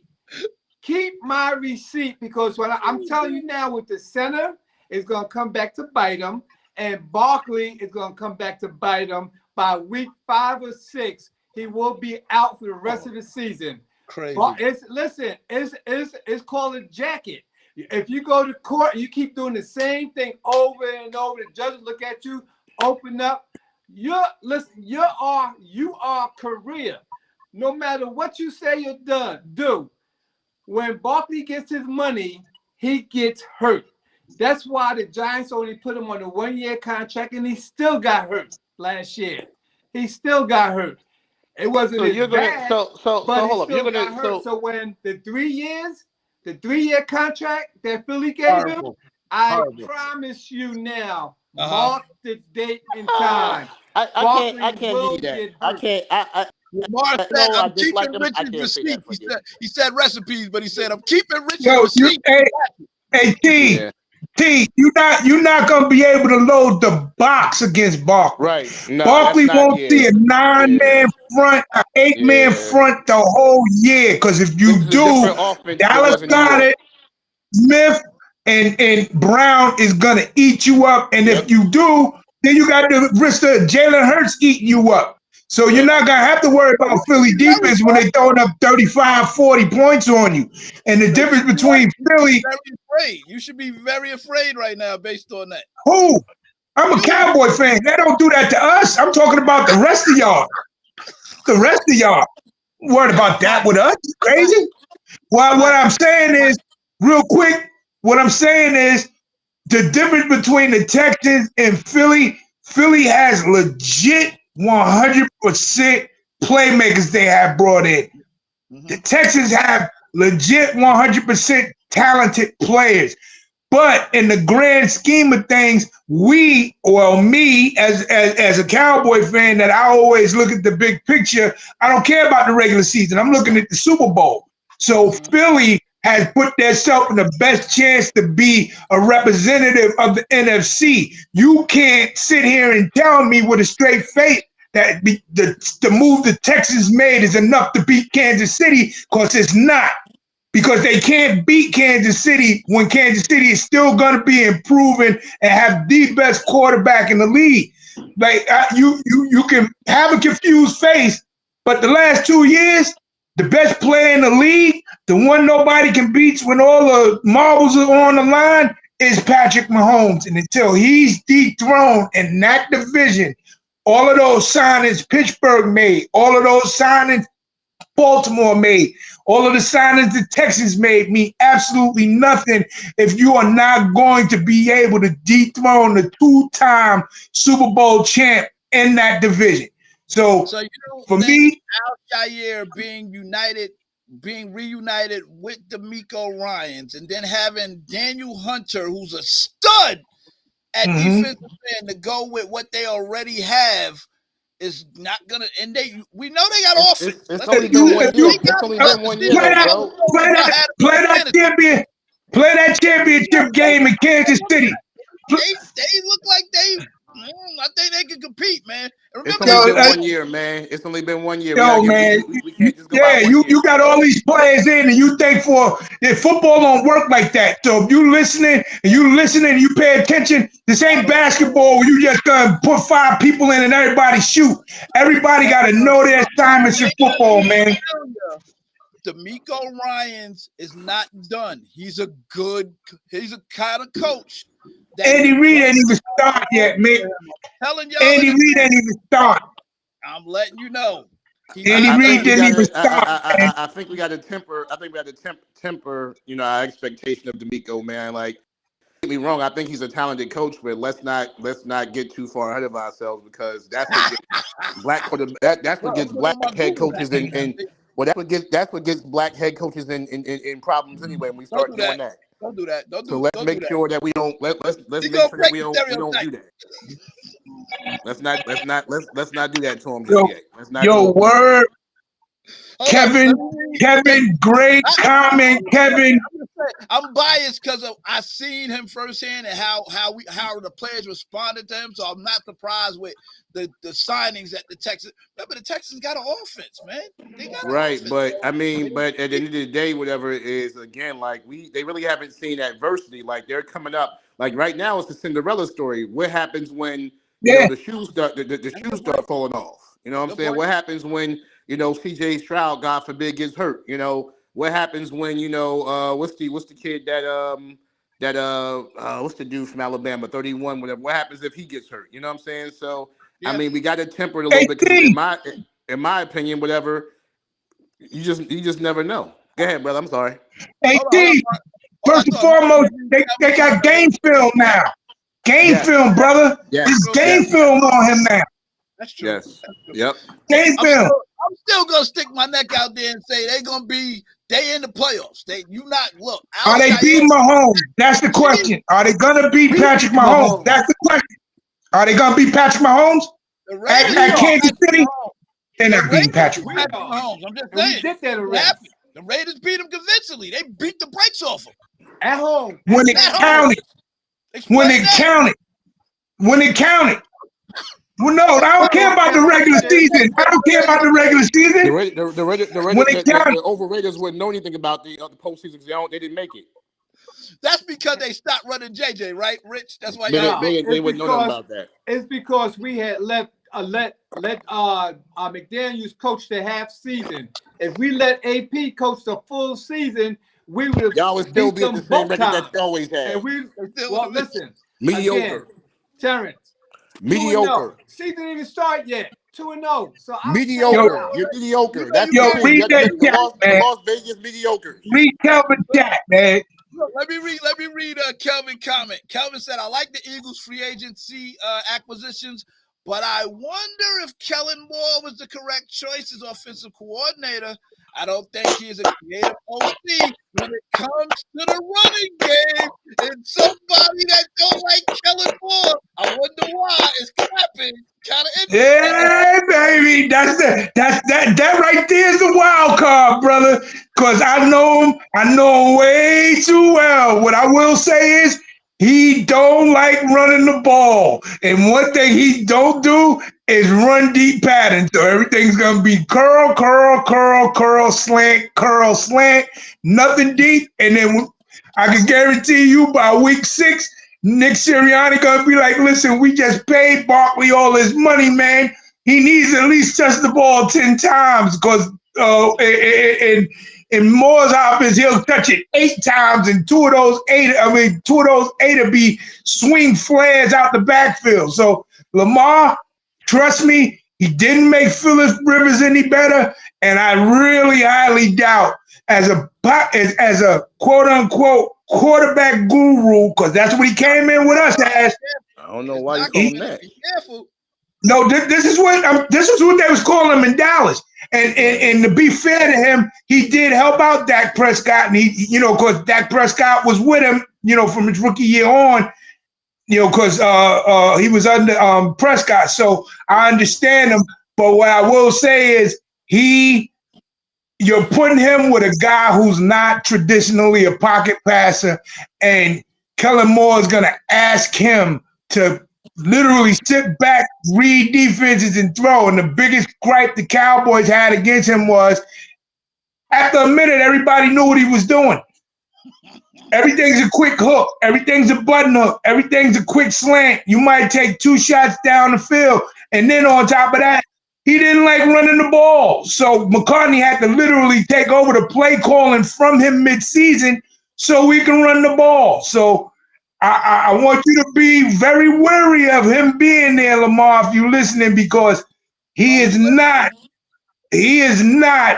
trust me, bro. I had him for 4 or 5 years. He is not the dude that's he's going to give you your 30, but in the midst of giving you your 30, you're going to see a lot of flaws in his play calling. And I'm telling you. Let me give the response. Lamar responded to Kelvin and you, Mark. He said, didn't Zeke ring for 1,000 and Pollard almost hit 1,000 under Moore? So what y'all talking about? Because you sound crazy. We keep great backs. So I'm supposed to act like we don't keep great backs? We keep 1,000-yard back. Pollard had 1,000 yards last year in a bad year. And that wasn't even a good year. So what I'm telling more that offense gave Philadelphia fits during that time. We had that when we had that offense, we were putting up literally 30 points. But my quarterback's a drop back quarterback. Dak Prescott is a pro drop back quarterback. That's what he does. He'll run occasionally. If we've seen anything that we know 100% is Jalen Hurts is a multi-faceted quarterback. He'll use his legs, but he'll also throw. But if you're asking him to sit back, throw the ball 25, 30 times a game and dissect all these defenses, no. What you're going to see is a lot of 10, 15-yard hooks and maybe 1 or 2 shots. And like I said, they're going to ask him to run. Or if you think I'm lying, when midseason starts, Lamar says, dude, we got all this talent. How come this dude ain't utilizing it? Then I'll be called a genius because you already seen it in San Diego with probably one of the best young quarterbacks in the league and with a, if not rival, just as good wide receiver core as Philly. If all 3 dudes are healthy and running back because they had Eckler, so we're not acting like they had a bumming running back, and they did nothing. If anything, they regressed, and he was supposed to be head coach. Remember, he went there as supposed to be the new guy taking over, and then offensive coordinator out of town in 1 year. So all I'm saying is be wary. Go ahead, Rich. Hey, Mark. Thank you very much. Now I'm even convinced even more now that Philly might be last in their division. Kelvin, see what you did, Kelvin? It was Justin Herbert who was shattering records, and then when Moore came over there, he looked like doo-doo, and he got the whole franchise fired. Almost the owner got fired because of him. Yeah, and everybody went out. Everybody went out. More. Wow. They got rid of everybody because of Moore. And that right there is and because of the center, Barkley potentially getting hurt. And now you got this offensive coordinator. Oh my God. Philly is last in the division this year. Book it. Giants. That's correct. Look, Philly will be last. No, the only thing that's going to save them is the Giants. Right, Rich. The Giants is going to save them. But they will, because everybody's talking about Philly and Houston and everybody else. Right. Ain't nobody talking about Washington and what Washington's out there doing. You took my pick. Nobody is talking about what Washington is doing. They signing everybody. And everybody better pay attention because they got the number 2 pick. The Washington Cowboys? The Washington Cowboys? Again, Mark, Washington Cowboys? That's what you're talking about? The Washington Cowboys? Dan Quinn knows your offense now. Cowboys be afraid. Dan Quinn knows your offense, and he's been in that division. Dan Quinn knows what the hell's going on over there. So y'all keep on sleeping on Washington if y'all want. Yo, what's funny is you could have said the same thing when we played. Same way we played San Diego. Yo, you ain't gonna let him talk crazy and tell me to be quiet. He's talking crazy. We went up against Kellen Moore last year. Y'all said we went up against Kellen Moore. We went up against Kellen Moore last year. Y'all said the exact same thing, and we blew them out. So stop telling me about Dan Quinn and former coaches. None of that works. All I'm going to tell you is same Washington Commanders. They're the Washington Cowboys. They're taking out sloppy seconds, trying to make them starters, overpaying for dudes that'll never even get a 3-year contract from us, and y'all sitting there blowing them up. That's the difference between the Cowboy fan and the rest of you guys. We can let you blow them up. We'll let you blow them up, and then we blow them out, and then you'll stay quiet. Yeah, blow. Hey, how about talking?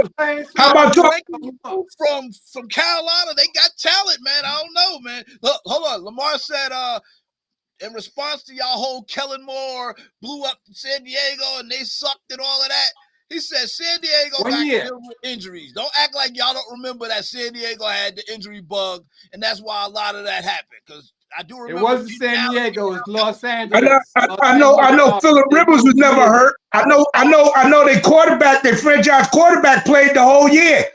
Phillip Rivers didn't go nowhere. So basically what you're saying is I'm saying, my bad, Justin Herbert didn't go nowhere. I'm sorry. And that didn't matter. He's a predictable play caller. He did get hurt. He got hurt. He got hurt this broken year. finger. He was still playing the whole He season. wasn't hurt all year. I think towards the end of the season, whatever, he did come out. Go ahead, T. Go ahead, T. Broke his finger. No, towards the end of the season, whatever, Herbert did come out. I don't think, but yeah, that's called sitting them down because you ain't making the playoffs. There was a lot of injuries, but the thing is, I think that may help Jalen Hurts in this situation is the fact that he went to Oklahoma. I think that may be one situation that may help him because of the fact that he went to a school that was supposed to be a quarterback guru type of coach or whatever. And it may be a situation that may help him. And it also may help Kellen Moore as well to reach out to his previous coach too, to see what he does well. It probably would behoove him to reach out to him to say, hey, I know that you ran this type of offense with him, to see where you never know. Kellen Moore from Boise State. Let it rock, Mark. Let it rock. Go ahead, no, but what I'm saying, I'm not talking about that. I'm talking about the fact that he ran an offense with a quote unquote offensive guru at one point in time. Right. And I think that with that being said, if it's a situation, whatever that because remember when he went to Oklahoma, everybody was like, that's not going to work for him. And he went to Oklahoma, whatever, and did his thing, whatever. So, I mean, we can sit here and say he's not going to do this, he's not going to do that, whatever. But I mean, he's shown he has the ability to switch his game if he needs to. So, I mean, I'm not going to sit here and just say whatever that Jalen can't do it because he's shown that he can be a drop back quarterback, whatever. He's definitely shown that. It's just a matter of again. Who that? A lot of picks.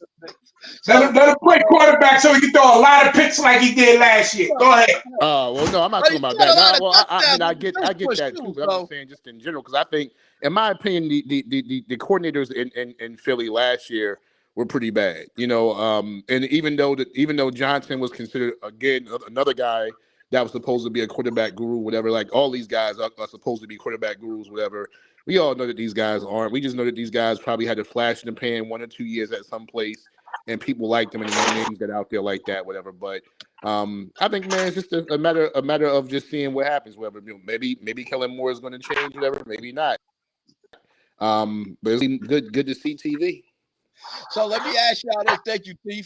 Thank y'all all. Lamar got another response to Terrence as I move on to the Giants. I want to know how y'all feel about their roster although they lost Saquon, they did sign a running back. They got, a studded linebacker. Let me give y'all, defensive end, hybrid, whatever you want to call Burns. He said Rich needs to seriously worry about his own quarterback and lackluster offense. That's you know what, Lamar, you nailed it with that one, brother. I gotta give it to you. And you know what? I gotta give it Rich. You might be right because y'all ain't got no quarterback right now. So listen, man. Listen, it is what it is. That was BS, Mike. Right now, man. That was BS. That wasn't no fact because Lamar, listen, when it starts happening, I want you. What's today's date? Today is the 13th, 14th now. 14th? Yeah, 14th. I remember that date that it was me who said, I don't remember who said it, but somebody, no, it was me. Philly is not doing nothing. And the thing that makes these offensive coordinators so-called gurus, when they really is not, is the quarterback that they got, and they got lucky. But after that, when they go and try and then bring their show on the road somewhere else, it doesn't pan out for them. And guess what? It ain't gonna last for him over there in Philly because he gonna look. Lamar gonna be on every Thursday crying about his offense, and bad enough, he's not gonna pick not one of them in fantasy, and he got the nerve to come on here and act like something is so good, and then he want to talk about me and my boys. At least I pick my boys. At least I go down there and I go pick my boys, or I try to trade for them. I try to get my boys. If I don't draft them, I try to go get them. But not Lamar. Not Lamar. So no matter who he got, I guarantee you he won't pick them. And I'm only doing that, Lamar, for you. Go ahead and pick Barkley. That's gonna get hurt in week 3. Go ahead and pick. You and Papa Shango gotta stop putting hexes on people, man. It's not hexes. It's you know what I'm talking about. The other one that's on here. You and him only do. You and T only do that till you do right by me from because this is football. Football, no matter what age group you at, you get hurt. You're gonna get hurt. It don't matter if you're 5 years old, 7 years old, in high school, in college, especially in pros, because in pros, you already got all those back injuries, all those injuries that happened to you back then. And you just come in there and redo it again. So you can't tell me, and especially if Mark is spot on about these little hooks and slants and Barkley getting hurt, and now you got a center. I am putting that in the box, and I'm coming. If I'm a defense, a coordinator, I'm coming every down. I'm gonna make because AJ, that's all. Listen, the safeties are staying back. The safeties are gonna stay about 25 yards, but my linebackers is coming. That's gonna be easy pickings. You don't know which side they're gonna come from, but they coming. Like easy pickings. That sound like I'm about to eat you alive if you're gonna do that. Yeah, that's easy pickings. I gotta get off of Philly. We gave Philly a lot of time. Not that I'm ignoring them, but I want to move on to 2 home teams. Just because Jersey represent. Let's go talk about the Giants first. Mark, I want to go to you in regards to what you think. How does this look? Because the signing that I think everybody's gonna overlook, Drew Lock gonna end up in that spot. They're gonna get massacred this year. They are not winning a division game this year. You heard that from me first. Remember, I said we was gonna blow them out week 1. Y'all looked at me like I was crazy. I was 100% accurate. They're gonna get swept by Dallas. They're gonna get blown out by Philly. But I can guarantee you, the first day of betting, when I can bet Saquon Barkley over 2 touchdowns, that'll be the first bet I'm making against the Giants. Because one thing you never do that's taboo in the NFC East, you don't trade your wide receiver to a rival, and you don't trade your running back to a rival, especially if they're disgruntled. Because if they're disgruntled, now they're going to play the game even. Remember that he didn't get traded. He left on his own, but what you're not saying is they didn't pay him. So it's a cause and effect. Because he didn't get paid, the effect was him leaving. But the Giants haven't improved anything. Who they throwing the ball to? Exactly. Nobody. Who are they running back? Who are they running back? Odell got cut. They might bring Odell back and kick them tires again. Who are they running backs? And I'm talking about 2. They got Singletary that they just signed. So nobody in the NFC East scared of Singletary, bro. We're not scared of him. Washington got a D-line. Philly got a D-line. I got a D-line. We're not afraid of them. You ain't worried about Brian Burns getting pressure on? No. We've been dealing with pass rushes in the NFC East every year. If he's not better than Hassan Reddick and he's not better than Micah Parsons, I don't really want to hear about Barnes, who's never been up against the beast he's going to go up against. One thing about the East, we keep tackles because we know that everybody in our division also has ends that'll be able to get to it. Number 2 is the Giants are basically going into the season with no proven cornerbacks, no proven safeties. They have no proven tight end. They're so behind the 8 ball when it comes to the rest. Waller still playing and he retired. Waller talking about retirement, man. He's talking about retiring. He got other things off field going on.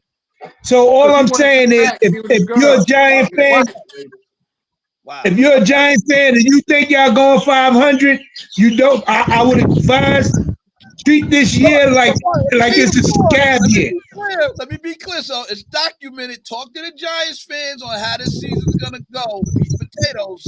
Like yo, if you win 6 games, you'll be lucky. Let me put it like that. If you win 6 games, you'll be lucky. Not only that, you're definitely gonna get swept by the Cowboys, the Redskins, and Dallas. It ain't even gonna be close. You will be the cellar dwellers, and I will guarantee every team in our division will have a 30-point plus game against the Giants. Some will have multiple 30-point plus games against the Giants. Kelvin said, to be honest, we are a few years away. That's crazy. Yeah, they are. They're on the right track, Mick, but they are a few years away. They're on the right track, but they're just a few years away. You can't compete against Philly.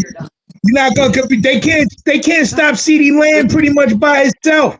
You're not stopping AJ Brown. It's a real tough situation if you're a Giant fan, because you watch your franchise go back to his hometown, and now he got to come and face you 2 times a year. Oh no, Giants, Kelvin, y'all go out there and get OBJ, bring him back the June deadline or whatever happened when he get cut. Go bring that man back so things can be right and y'all can get back on schedule with getting back to being a respectable team. Terrence, while Rich stepped away. All right, man. Let's talk about the Jets then, because Mark broke down his I'm back. The Giants. What you think about the Jets? You AFC, did they improve? Remember, Aaron Rodgers is coming back. Talk to me, Terrence. I mean, the Jets, whatever, in my opinion, whatever is, they're a team that has a lot of talent. But unfortunately, they kept most of their playmakers and everything for the most part. So I think they'll be all right. But again, it just really depends on the offensive coordinator, Hackett. It's going to depend on him. It's going to depend on him very, very, very much so. But I think their ability to keep and maintain most of their players, is definitely was key for them. A lot of people haven't talked about them, but they've been a team that has pretty much been able to hold on to all of their key players. So I expect them to at least probably make a playoff run. I don't know if they're going to make the playoffs, but I think they'll make a playoff run for sure. I respect it. I think I'm gonna be real with you. I got a feeling that they on the phone trying to get Ayuk, Salah, obviously, either of them. Yeah, because Miami, because Miami got Tyreek. They don't need to go. Yeah, I don't think they'll go out whatever simply because they got Wilson. They're trying to do things. They don't have a second though. They don't have is he a number one? We don't know. He looks like he can be. Wilson's definitely a one. Looks like yeah, it, but Wilson's a one though. Wilson gets busy. I mean, the thing is that like I said before, you got to figure. Last year, he really didn't have anybody throwing him the ball. He didn't. So yeah, so I mean, you gotta figure. I mean, to me, whatever, he definitely is the number one, but. We'll see. We'll definitely see. But I think they did a pretty good job, unlike previous years where they pretty much let players just walk up and out of the building, whatever, in the Jets, whatever. So I mean, I think they did a pretty good job this year in terms of keeping their core and stuff together. And I think the reason why they've been able to keep the core together is because a lot of people have faith in Aaron Rodgers, and a lot of people have faith in that coach. That coach, whatever.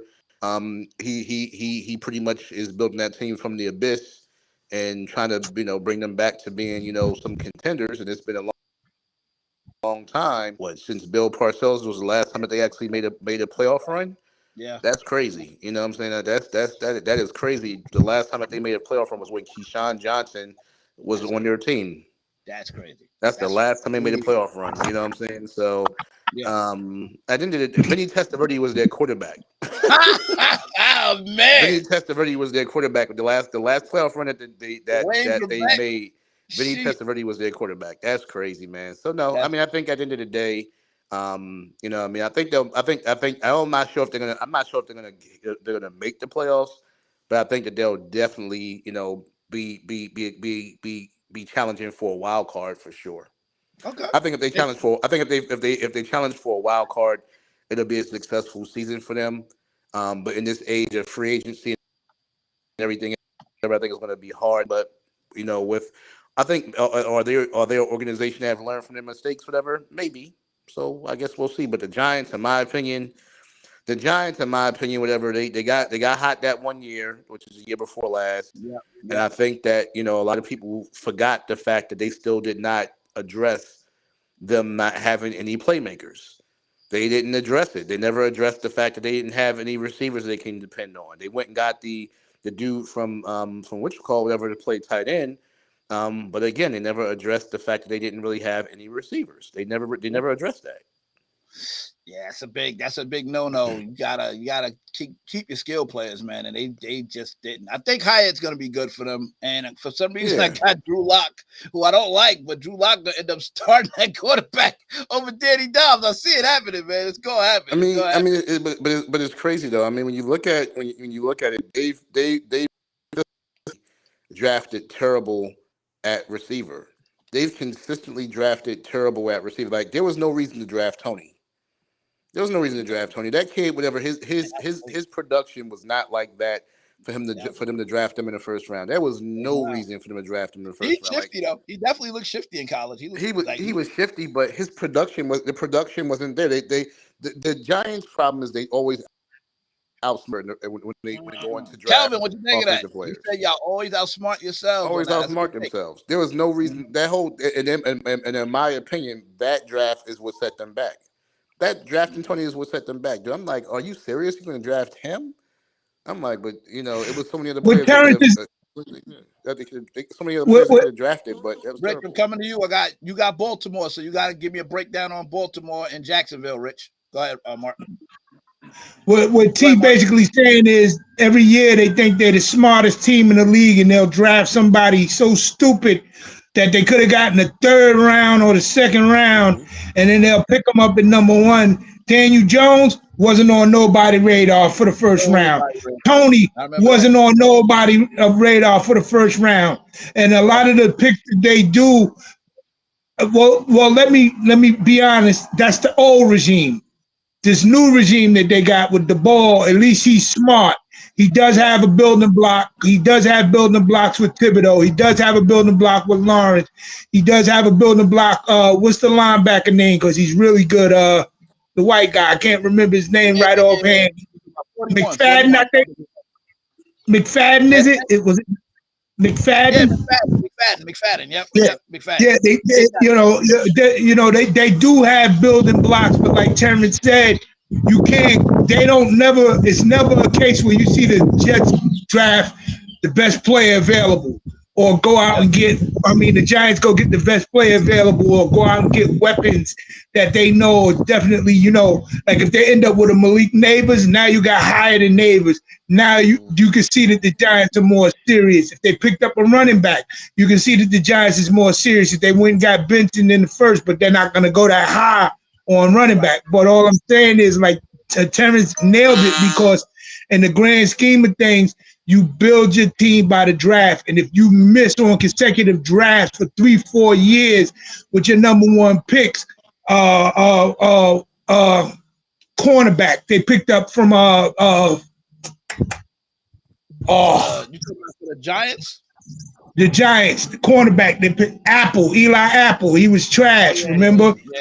You pick up an Apple, and you got so many other dudes. You pick up a Daniel Jones, who wasn't even on a first round. They doing stuff before that wouldn't allow them to exceed, but now they won't win 6. You heard me first, and I stick by that. You won't see a 6-win Giant team, dog. It's not gonna happen. I will definitely clip that moment and tag all the Giants fans in it so they can light you up. All right, Rich, I'm on you, man. We're at the 2-hour mark, so we're gonna get ready to wrap it up. You're really the last person. So Baltimore got King Henry. What do you think? If he lasts the season. But anyway, I just want to go back to the whole thing with the Giants. Okay. I want to thank them for going to get Drew Lock, because that was a great move, because now it goes to show that if Daniel does drop down to the Giants is willing to play ball with us, and we'll give them a 1 and 2 in this year's draft. Give them our 13 and the 44th pick to go get Daniels and pick 6 with the Giants. I'm willing to go down to, but we have to go to Chicago because now with Washington trading Sam Howell and then New England trading their quarterback. Both Where's Sam Howell went? I missed that one. Where he go? He went to Seattle. Oh, I missed that. Okay. He went to Seattle. And so now when New England trading their quarterback and sending him to the Jaguars for what I don't even know why the Jaguars would want him, because now you can easily go get somebody in the draft. So I don't know what the Jaguars are thinking, but as far as the Giants, if Daniels could last to the Giants, I know the Giants will want to play ball because now the Giants will go get their wide receiver because there's about 4 or 5 of them in there. Right. That now the Giants could go get, or either their right offensive tackle. So the Giants would be willing to play ball with us. As far as Tony, the Giants went and got him because they thought that he was the next Tyreek Hill, and he didn't pan out to be Tyreek. So that's why KC went and got him, just to be like a little bit of the Tyreek Hill. Mm-hmm. But still enough. There's only one Tyreek Hill. So again, going back. This sounds crazy. I had to mute the line. Go ahead. Go ahead, Rich. So Rich, that's your background, son. What is going on? The devil's here, bro.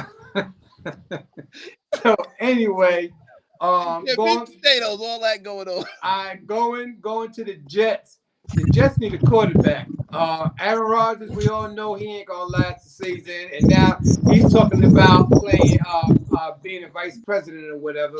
Yeah.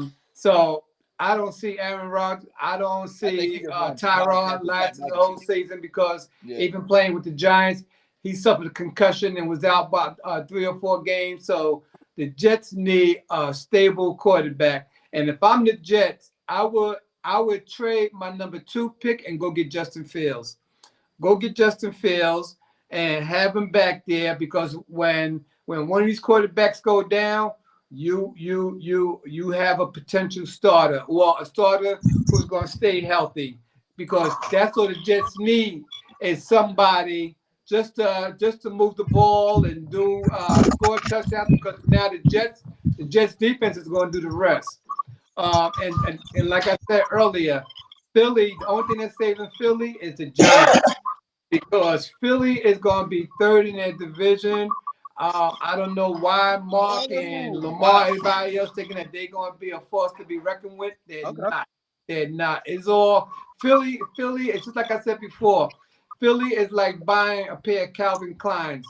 Calvin Kleins is played out, but the only thing you're buying is the name. That's the only thing you're buying is the name. Oh, so, why Philly got smoked? Why is Philly getting smoked from you? Because everybody, because this is what I said. This is what I said, Mike. This is what I said 2 years ago. Yes. When the Giants got rid of Love, and Love went to Seattle. Yeah. And because the Giants is all huffing and puffing, we gonna be no. The only one who was saving you out of all those games was Love with those key interceptions. It wasn't your offense. It wasn't Barkley. It wasn't none of these players. It was Love who was capitalizing on key moments in the game and sealed the deal for them.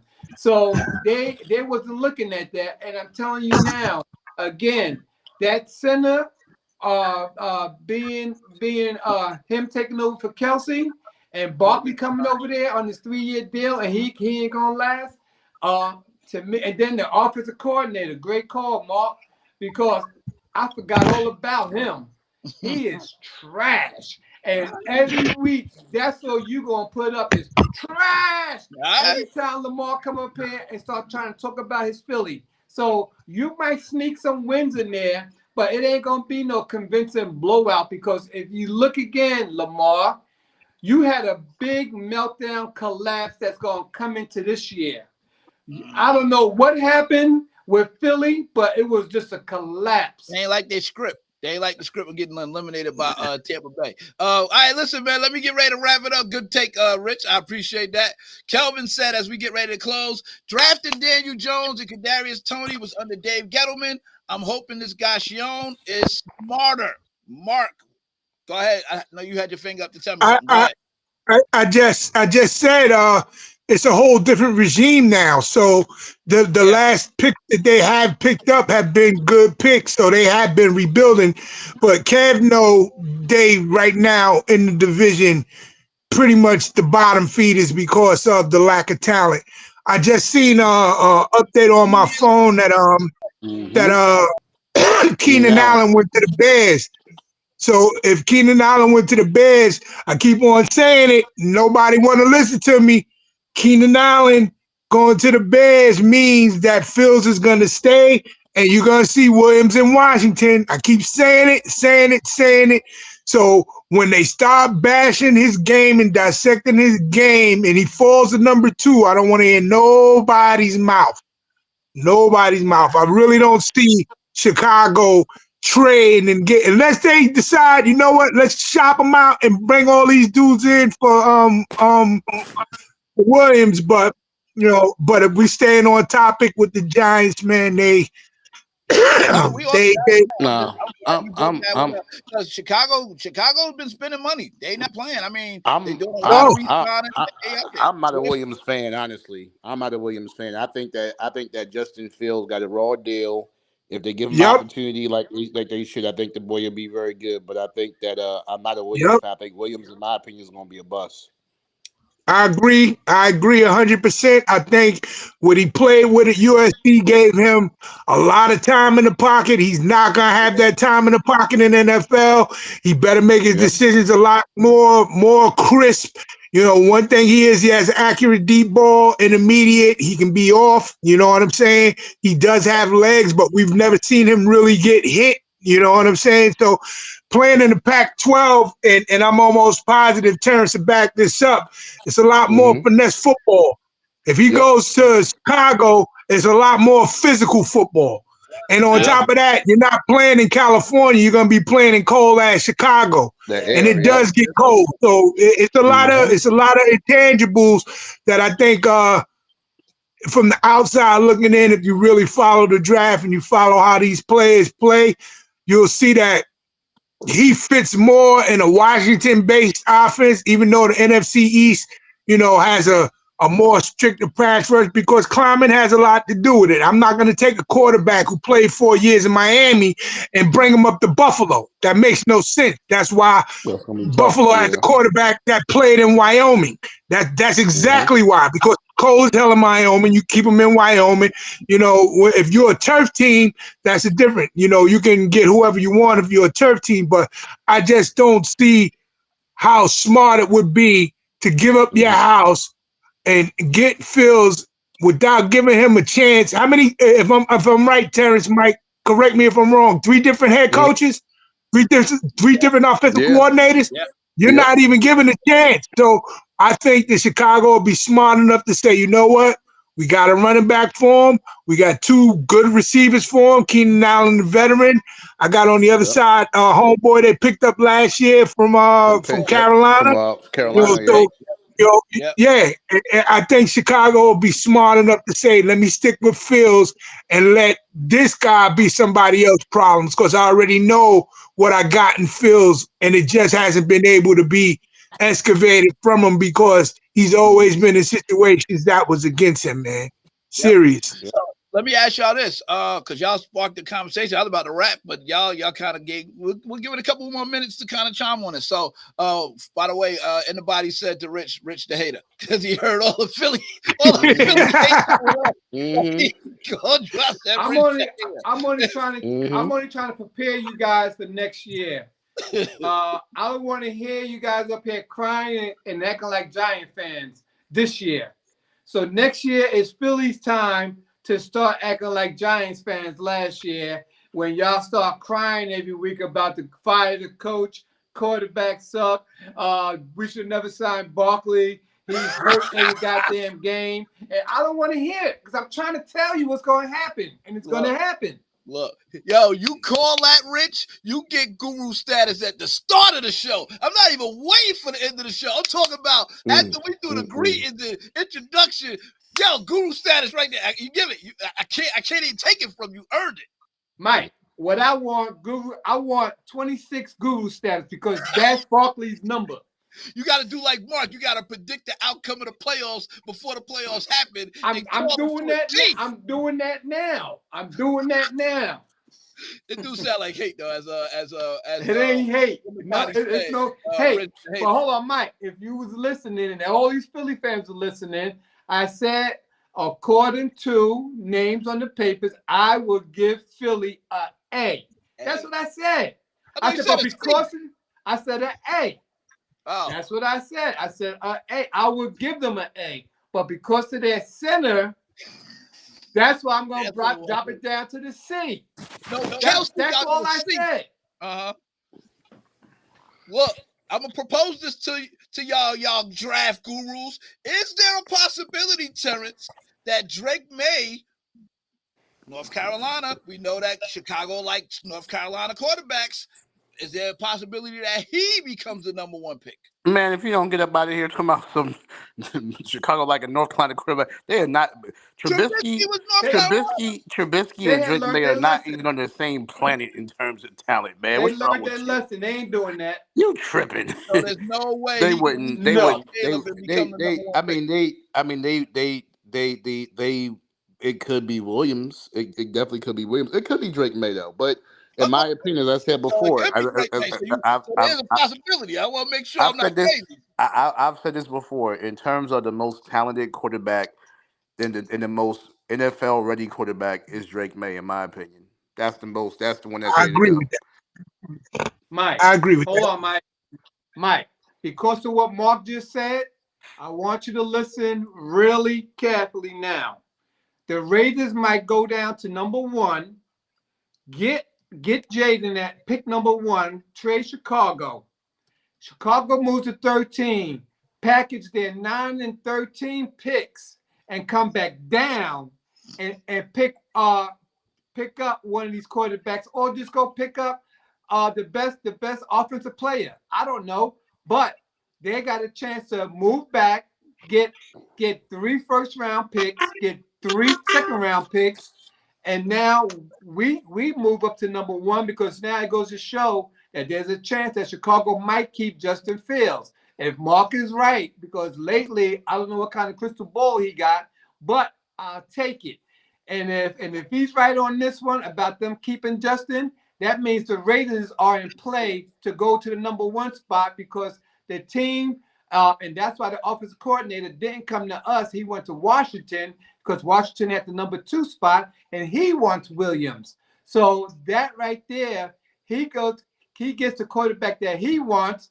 Williams, New England goes. So now Chicago can move down, trade New England, and now they could go get whoever they want in the draft. If they keep Justin Fields, now it just opens the floodgates. And now they go wherever they want to go in the draft and pick whoever they want, best available, whatever, or just stay put at 9 and 13 and just pick off the best players. And now they got a first-round draft pick from us and them again for the next two years.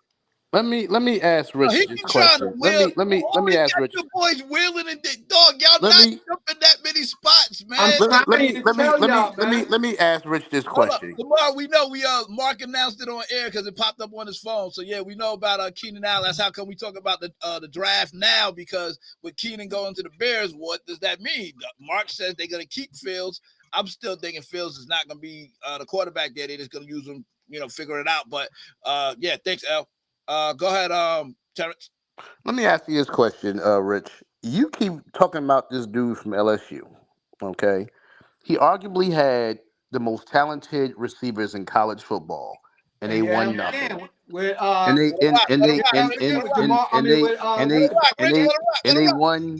they won nothing. They didn't do anything.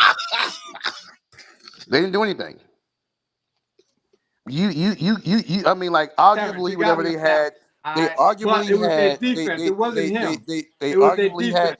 I'm gonna be honest with you. In college football, whatever, a lot of these teams don't have a defense. That's an excuse. That's an excuse. I'm saying, listen, it's the reason why he won the Heisman Trophy for somebody that didn't. How many players nothing, won the Heisman he won Trophy the all the Heisman time Trophy. in our bus in the That's not NFL? a good Rich, one, come Rich. on, You know how that Heisman Trophy be. You know. come on, man. I respect it. But let me Yo. ask y'all this: as I really do come to a close, I really want to come to a close. Wait. I got Hold on, Mick. Some breaking news. Hollywood trade. Brown signs with the Chiefs. Hollywood Brown signs with the Chiefs. He was hurt last year a lot, but he was on my fantasy. That's why I know. But that's a good move for them. That's an upgrade over Tony. Good move. I think definitely. That's a really good move. That's a good move. Good move. There's gonna be a lot of jokers flying off free agency now. From here on out, there's gonna be a lot of them. So it's gonna be from here on out. You're gonna see nothing but names coming out now, especially on Friday. Yeah, man. Listen, let's go Niners, bang bang, y'all. We got Oh, $2 million. hold on, Mike. Mike. Another one. Hey, Mike. Mike Williams also signed with Kansas City. Mike Williams and Hollywood Brown. Mike Williams from Chargers, man. That's a cheat code, man. Like I told you, there's no way the Texans are going to beat Kansas City as long as Kansas City keeps improving. And he doesn't have mediocre receivers now. He has he got two deep threats, yeah. Oh my gosh, dog. They got both of them. They both starters. Those are starters on two teams. Yep. That's crazy, dog. Mike Williams is like 6'5". He a monster when he healthy, dog. He's not 6'5", he's 6'6". My bad. That's right. You know firsthand because y'all see. Yo, while I'm here, Mark, thank you for that. I guess I gotta go to your conference. Rich and Terrence, how y'all feel about Kansas City? I don't like that at all. But you know what? KC sort of writing on the wall on what the Raiders plan on doing to Patrick Mahomes. So y'all ain't gonna do nothing, man. Stop it. You think that y'all already like you be talking all this mess. They did beat them. Y'all ain't that. They beat them at home. I mean, the chance of them bro, we beat them. So we beat them. So your point is, Mike, Richie, y'all not beating them, Richie. No, nobody. Y'all not beating them. We can't even beat them right now. They might go back. That's y'all. I'm talking about us. Man. They upgraded their receivers. Come on, man. Yo, hey, all I'm Mark, gonna say is that Patrick Mahomes is the baddest man on the planet right now. Mark, it is what it is. Mark, did you just I'm listening. Mark, you listening? You listening good now, right? Did you just hear Terrence said that we beat KC? So if the Raiders could beat them, especially Denver, we talking about Denver. Could beat hey, Rich, I'm talking about 1983, Rich. 1983. Is that confirmed, Mark? What's your source, man? I need sources because I'm not seeing that. Where is that confirmed that, man, that happened? Those are two gigantic moves. Those are literally, I get updates from 3 different spots, believe it or not. I get it from Dallas Cowboy spot. I get it from Our Lads and Pro PFF, and then the third one is it normally pops up on our fantasy football site. As soon as it happens, I get an alert. And so they did. Yeah, but Ricky, Scantly, so that's an opening spot right there. Tony got cut. I'm assuming Tony got cut. Yeah, Tony got cut. So yeah, there go the spots. Good Lord, the rich get richer. We ain't got no money. They should not have no money, man. How they got money? I told you it's You gotta have about 12 to 15 million right now in your pocket, and that money right there alone is for your rookies. You can't even touch that money. That 12 to 15 million you gotta have on the side. So everything you do after that, you could do. So if you ain't got no money to even do that, guess what you're doing? You're going to start trading your picks. Yo, the difference is that Kansas City. The difference is that Kansas City learned. They learned whatever they learned, and I think that the difference is also is that Andy Reid learned as well. Like Andy Reid, if you ever really paid attention to him, whatever, until his later years in Philly, he didn't spend a lot of money. It wasn't until his later years when he felt pressure to try to win. That's when he spent a lot of money. But prior to that, Andy Reid didn't spend a whole lot of money in Philly. But it ain't Lamar just said Lamar just said he free Mahomes freed up 20 million. That's easy money. They can do that literally every single year because his contract is so backloaded with all that crazy money that's never gonna get paid. They can restructure every single year. That's a smart strategy, Mark, to give them that big lump sum, throw that in the back. That way you got money to play with and wiggle room every year. Literally every year. It's not about the contract, it's about the guaranteed money. So if your guaranteed money is 10 to 20, 10, 15, 20, 30, whatever, you good. All that other contract, that's just kind of basically incentives, you know what I'm saying? To perform your contract and go out the year, but your guaranteed money is what you live off of. That's what you getting paid off of. That's what's making you a millionaire is the guaranteed money, not the contract. Contract you play out, you lucky you good. That's what makes Kirk Cousins such a smart player, dude, that all of his money is guaranteed. All of it. Guaranteed, 1 year deals, franchise tag. Like if Dak could have took that route, but he didn't. Dak would have been making the same amount of Kirk Cousins if he didn't have the no franchise, no trade clause. But if Dak Prescott, I want you to understand this, and I'm just throwing this out there. Yeah. Say Cowboys don't sign Dak Prescott to $60 million and give him 200-something million. Whoever signs Dak Prescott next year is going to break the bank. And when I say break the bank, if you don't think he's going to be amongst the top 2 to 3 highest paid quarterbacks, if he has a winning season and we go 12-5 again, and he goes into free agency, untouchable, we don't get nothing from him, he's going to be one of the highest paid quarterbacks regardless. So it doesn't make any sense to let him go, because if you think that everybody who's talking this crap about Dak Prescott wouldn't take Dak Prescott in a heartbeat, you out of your mind. You don't think Denver will take him? They'll take him. You don't think the Raiders will take him? They'll take him. And you think the Giants won't take him? They'll take him. You don't think whoever you think who doesn't have a quarterback or has a quarterback on the fringe, trust me, he'll go. Just say next year. Sagas, the Trey Lance era is coming. I said 2 years, so we'll see. It ain't this year, but next year is coming. Trey Lance might be going on. He might be going on draft day, man. I think we're gonna get rid of him on draft day for real. Hey, I think Terrence, he know how to play in the cold. Terrence. Listen, bro, I ain't going. I already told you whatever. I'll take. Listen, I'll take him. Yeah, look. Why wouldn't you take that Prescott? Put your hats back on, gurus, as we close. Last 8 minutes. I need y'all. Good. I'm on 2%. All right. So I heard all of this. I heard the Caleb Williams slander that y'all wasn't sold. So you tell me, starting with Rich, who is worthy of the number 1 pick? So Chicago keeps it. If Chicago keeps it, who should they go with? Who's worthy? And it's a safe pick for number 1.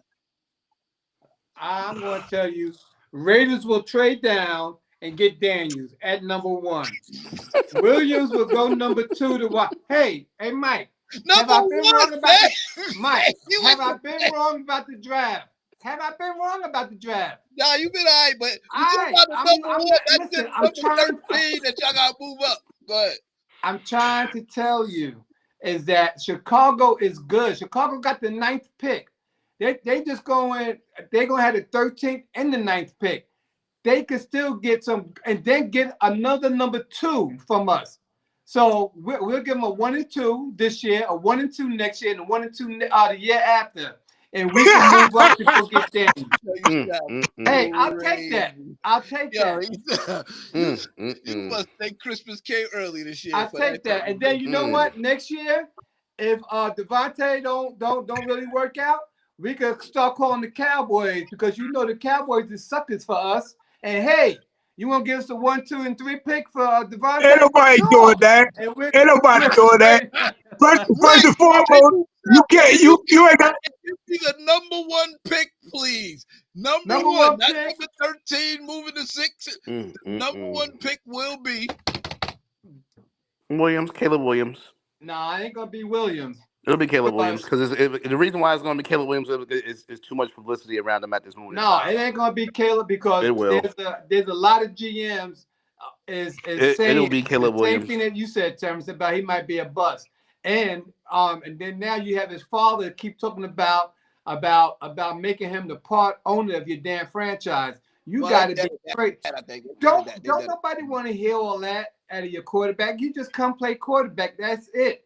But when before we even draft you and pay you, you want to own our franchise, man? You got to be crazy. So who's the number one pick, Rich? The number one pick is who?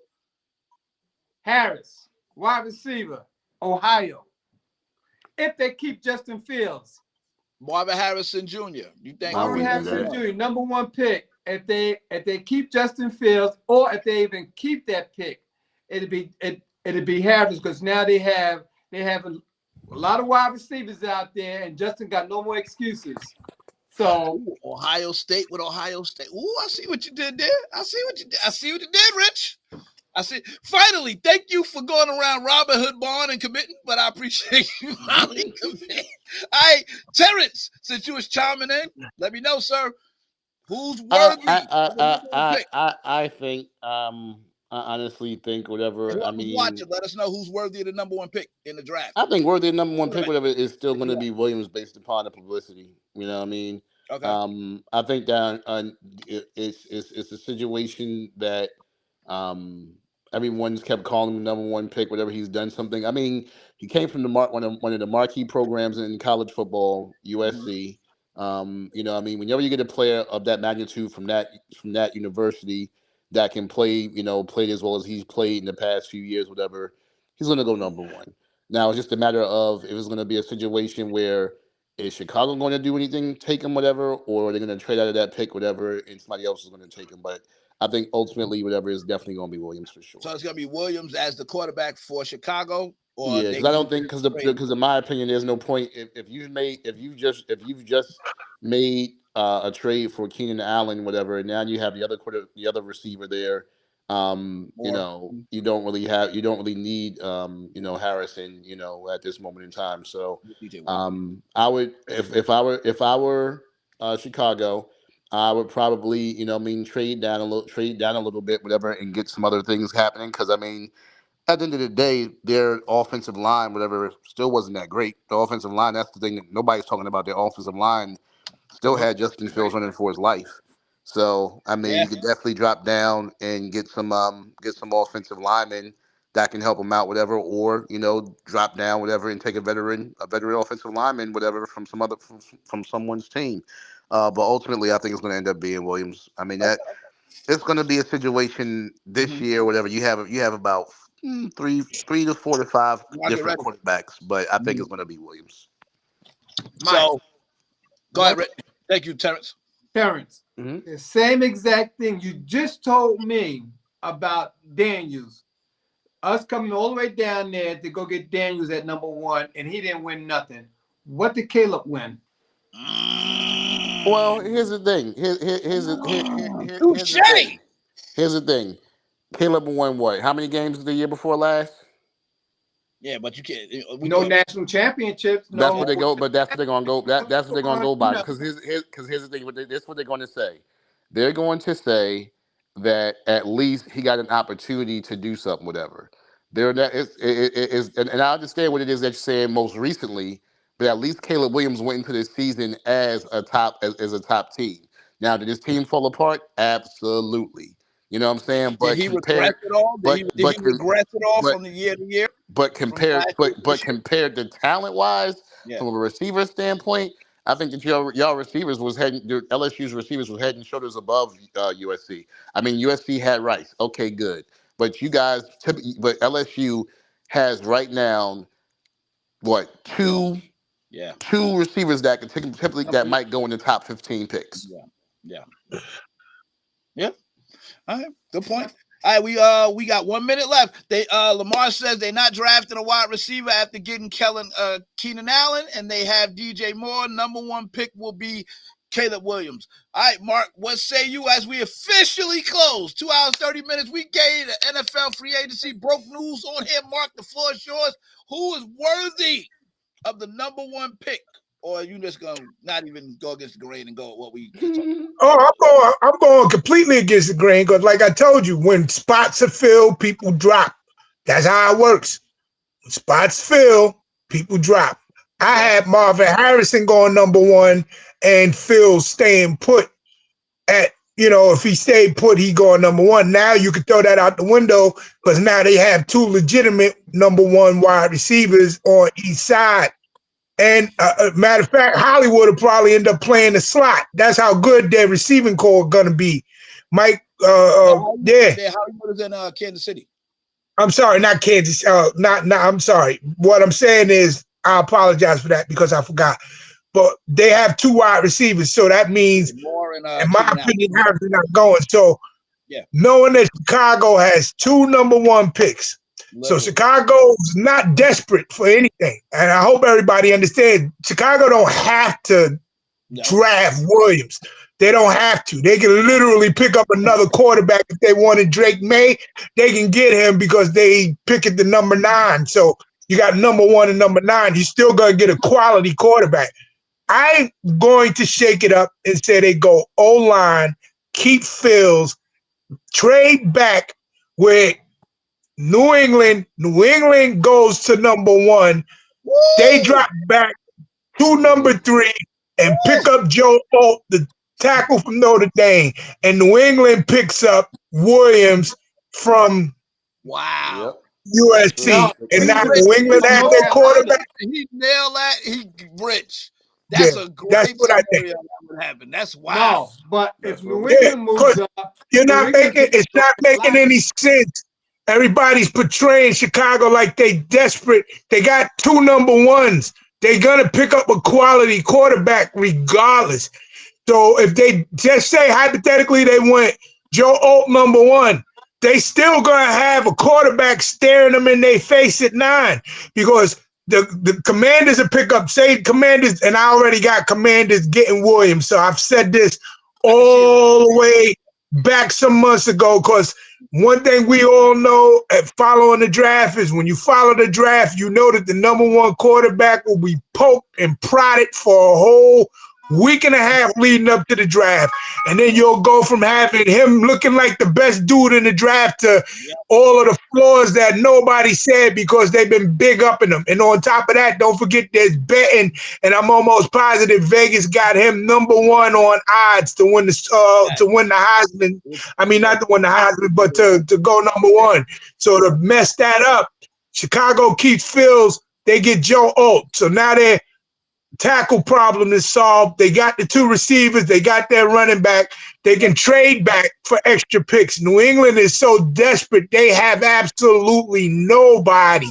So between them and Washington, will definitely, if somebody trades up, it's definitely going to be, and I'm not saying you, Richie, and I'm not trying to discourage you.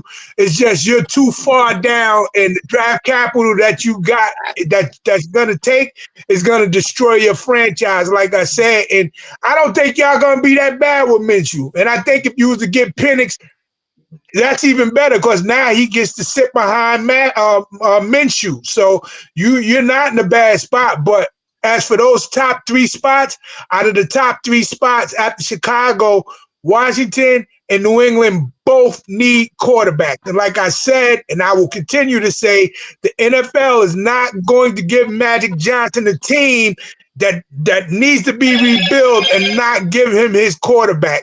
He needs a franchise quarterback to bring those people into the seats opening week. If not, it's not going to look as good. But good scenario. It makes more sense with New England trading up because Chicago don't have to move, period. So it's going to boil down to who's more desperate at that spot because it makes more sense. Say Chicago says, all right, you know what, cool. I'm going to get my offensive tackle. Matter of fact, I'm going to trade you New England. You give me your number 1. I'm going to pick at number 3. Now I can get my tackle. I don't need a receiver. I don't need whatever other hole I need to fill. Within the top 10 picks, I could easily fill that.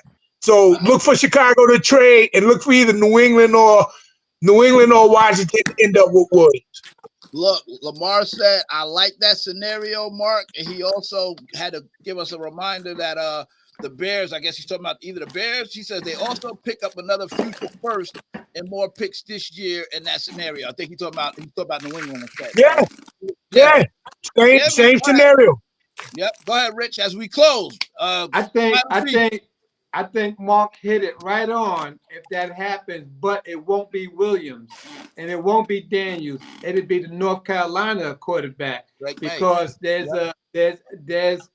certain franchise that goes picks their boys, and I don't see New England ever like the Giants ever at number one. Yeah. Picking up somebody that got a little shade to their skin.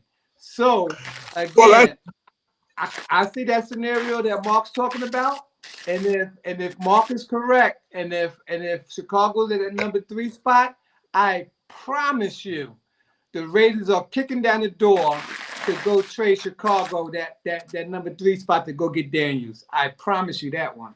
I like it. I got what I will say is, Mick, Belichick was the architect of not bringing those in. They just brought Kobe Brissett back, so they really don't have a problem getting the brother in. I don't think their head coach is black now over there in New England. And on top of that, it just makes more sense because you can't leave a franchise like New England without a quarterback. And New England is not going to sit back and just, everybody might be thinking Drake May. And I get what you're saying, Rich, because if they trade back, they could still get Drake May. But I think that Chicago is definitely not going. Like I said, I just like Terrence said, get a kid a fair shot, see if he fails. And I think that's what Chicago is going to do. Give Fields a fair shot, see what they got in him. They still got him on his rookie deal. They don't have to pay out the wazoo for him. They don't have to start over and, kind of wish. And we know Fields can operate behind the Chicago line that's suspect. We don't know if Williams can do that. And I think that's what Chicago is going to make sure that they cross their T's and dot their I's to make sure that they're not bringing anybody in that's going to make them look worse than what they've looked so far. And, give them a little bit of stability because you could say who's the best player in this draft and all of that. Right. Quarterbacks don't pan out. Ash Young, who I called the bust, it said he was going to be a bust the minute that he was drafted. It's where you go and who exactly is your line and your supporting cast. And right now, like Terrence said, if they give him a chance, he got the line. You pick up you handle your offensive tackle problem. You can even get a guard if you want, but you're definitely going to get extra picks. And like Lamar said, all those extra picks is going to keep them building next year, the year after that, and they'll be in good shape, man. Listen, man, I like the scenario. I do have Caleb going to Washington somehow, some way at number 2. Chicago, I don't think gonna keep that spot. I don't see them taking a lineman number 1. That's a big. But again, it's a good draft for linemen. I can't even be mad at that. But I see New England taking Drake May. But then again, you just mentioned the new regime. They got some color now. They might actually change some things. Go ahead, Rich and Terrence. Final piece, and then we out of here. Go ahead, Rich. The one thing I learned about living in Staten Island is a lot of those Italians that live in Staten Island and in Brooklyn, they all go to the Giants game. And when they all go to the Giants and Jets games, I'm telling you that now, a lot of jokers that spend their money to go there, they got the ear of the owner and the GM. And they do not go get those quarterbacks. Now, New England went and got a backup, but there's no way in hell that New England goes pick up another one in the draft. There's no way because Boston and whatever, they're known for being racist. They're known for that. That's a good point. Two of them on the roster, that would be good. New England will never pick up Daniels or Williams or Williams, but they'll pick up JJ. They'll pick up the boy from North Carolina before they pick either one of them at that top 3 pick, 3, 2, 1, whatever. They're not doing that. There's certain franchise that would never do that. And New England Jets and Giants are known.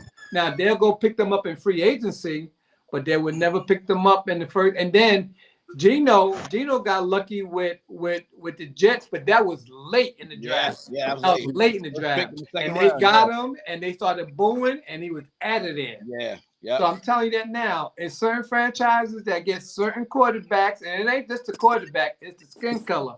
And the Jets, Giants, and New England is known for that. Terrence, you want a final say, sir, as we close out? Go ahead, sir. I'll be honest with you though. I got to rebut that because New England has drafted black quarterbacks before. Number one though, I said number one. Yeah, they haven't drafted number one, but number one. No, first round. They haven't drafted. They haven't drafted a quarterback, a black quarterback number one. But I'll say Richie, this. they had Tom Brady. Richie. Yeah. Why are you drafting a quarterback if you got Tom Brady? Yeah, that's true. That's true. Go ahead, Terrence. But they haven't drafted one. But I believe if there's any year to draft one, it's going to be this year. And you have to remember that Robert Kraft is actually one of these. He's a part of some Jewish hate thing now, whatever. That he's actually the CEO over, and he's actually a part of a lot of these minority events with whatchamacalls, whatever. So honestly speaking, whatever, I think if there's ever going to be a year for them to draft it, it's going to be this year to draft a black quarterback, especially for him. Terrence, I got this song. I got this song for you to listen to tonight. It's by Public Enemy, and it says, "Don't believe the hype." Right? Don't believe the hype. I remember that. That's a Flavor Flav. That song tonight. Look, thank you. Well, I'll tell you this. I'll tell you this much. Whatever. Go ahead, say.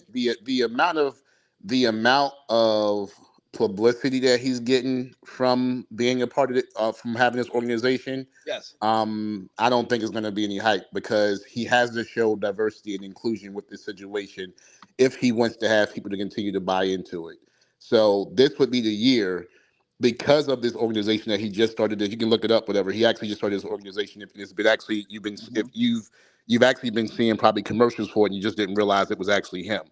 But this is probably will be the year that if they did draft a black quarterback, this is probably would be the actual year for them to do it. And it probably wouldn't be a big deal simply because of the fact of what he's a part of now and the things that he's doing. He's a part of the prison reform thing. He's a part of a whole lot of stuff, whatever that I didn't even know that he was a part of until a few years ago. So they got Gerard Mayo as their head coach. Exactly, and not just that. Whatever, the defensive coordinator is also black too. Yeah, Mayo played for them. I remember Mayo. Yeah, he played linebacker. Yeah, he played inside linebacker. He played. Yeah, he played inside linebacker. So I mean, at the end of the day, whatever, you know what I'm saying, I think it would probably be a situation to where if they did do something like that, they would do it now. But like I said, I think it's going to be a few different scenarios, whatever. I think that you'll see Caleb Williams go to either New England, like you said before, that DC is definitely going to be an option. There's going to be a few different things. I think in a lot of the things that you might even see some different plays happen before the actual draft occurs. You know, you may see a few different things that may happen. But in my opinion, just in my personal opinion, I think that Williams pretty much has cemented his part of being number one. Do I think he's the top quarterback? No, I said all the time. In my personal opinion, Drake May, whatever, is the best quarterback in this draft. Is he the most talented quarterback in this draft? Whatever, no. But in terms of the most ready quarterback to actually play and operate the way that he operates, whatever, pocket awareness, whatever, arm strength, all that other stuff, whatever, to me, he's the most ready quarterback right now that I can see play 10 to 12 years, whatever, in the NFL, whatever, and have a long, great career. Look, it might be somebody like a Michael Pratt that end up sneaking up and move, not number one, but he might end up going to the top 15, top 20 out of nowhere. The Giants might take a shot. Either him or I don't see that happening, but I'll tell you this much. Michael Pratt could be a Drew Brees. Because he has that stature. He has that stature. He played at Tulane, and he actually is his numbers. Honestly speaking, if Michael Pratt would have had just come back and went to a different school, he would probably been a first round pick next year. Look, I can see the Raiders getting Penix. I see Raiders getting Penix. I got a feeling Daniels be there by the time. Go ahead, Mark. Yo, I can see the Raiders moving up. Raiders going up to number 9. So they going from 13 to 9 and still be able to pick up their quarterback, give up a first and a second, and they'll keep their third on. That sounds way more realistic because even if you don't get Williams, they can still get a good quarterback. They can remain where they at and still get a good quarterback without having to sell a farm. Yeah. Yeah, but overall, man, like I said, be prepared to watch Williams get put through the ringer and told everything about him that sucks and everything about Drake May that sounds great. And that's why you'll see Williams drop. Watch. I expect it.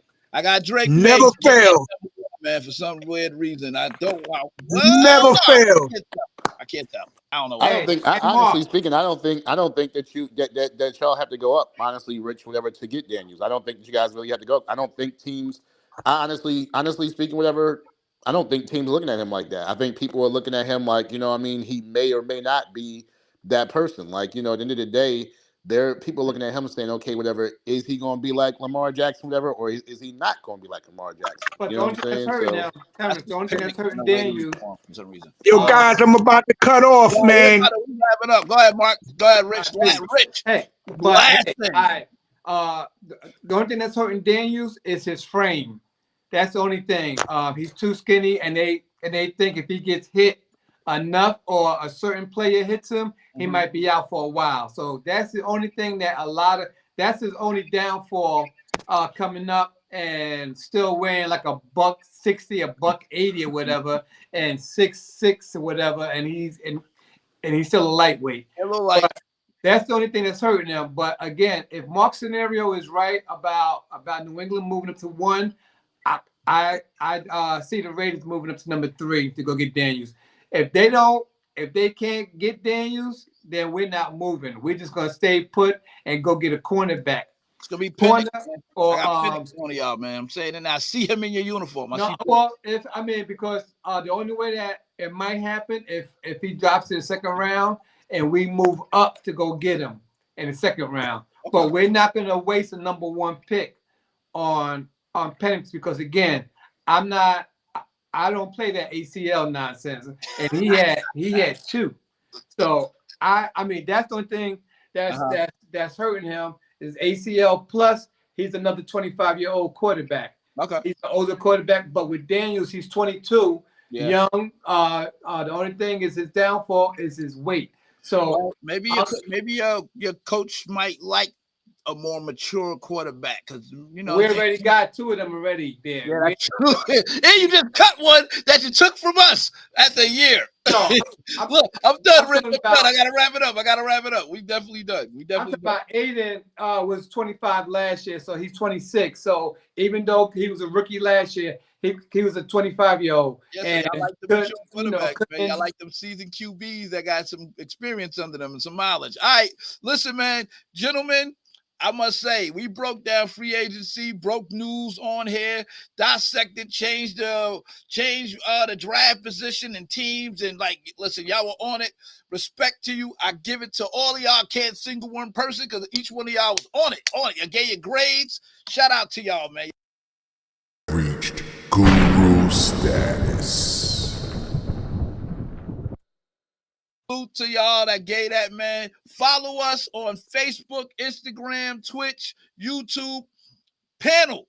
If y'all didn't do this, shame on you. Make sure you share. Y'all know I can see when you share I always share.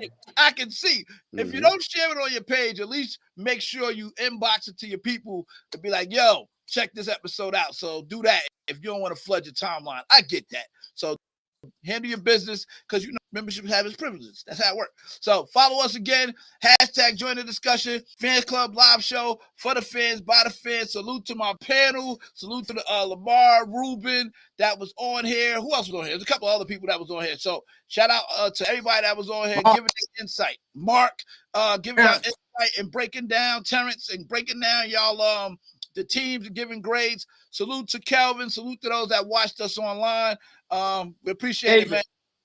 And yeah, look, gonna be a lot of moving pieces. So these grades might change. I know one thing. Tomorrow.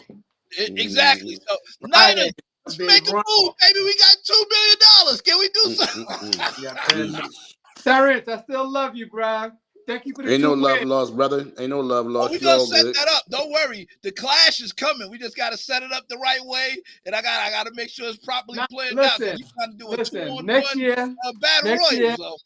Next year, the talk is not with me and Terrence with the Broncos because we've been there, done that. We already know that. But Lamar, you gonna see. You gonna see. Look, you heard what was said, man. So look, man, salute to y'all, man. Y'all have a good night till we meet on the next one, man. Fans Club Live Show for the fans, by the fans. I promise you. Come here, for those that's watching, and you when you watch the playback, you will not find interaction or breakdown like this nowhere. We gave you almost 3 hours of free agency, dissected teams, grades, who was the everything. You're not going to get that. You're going to get fluff and get the same high-profile players, but they're not going to touch on the guys that we broke down or the teams that we broke down the way that we did because we are Fans Club.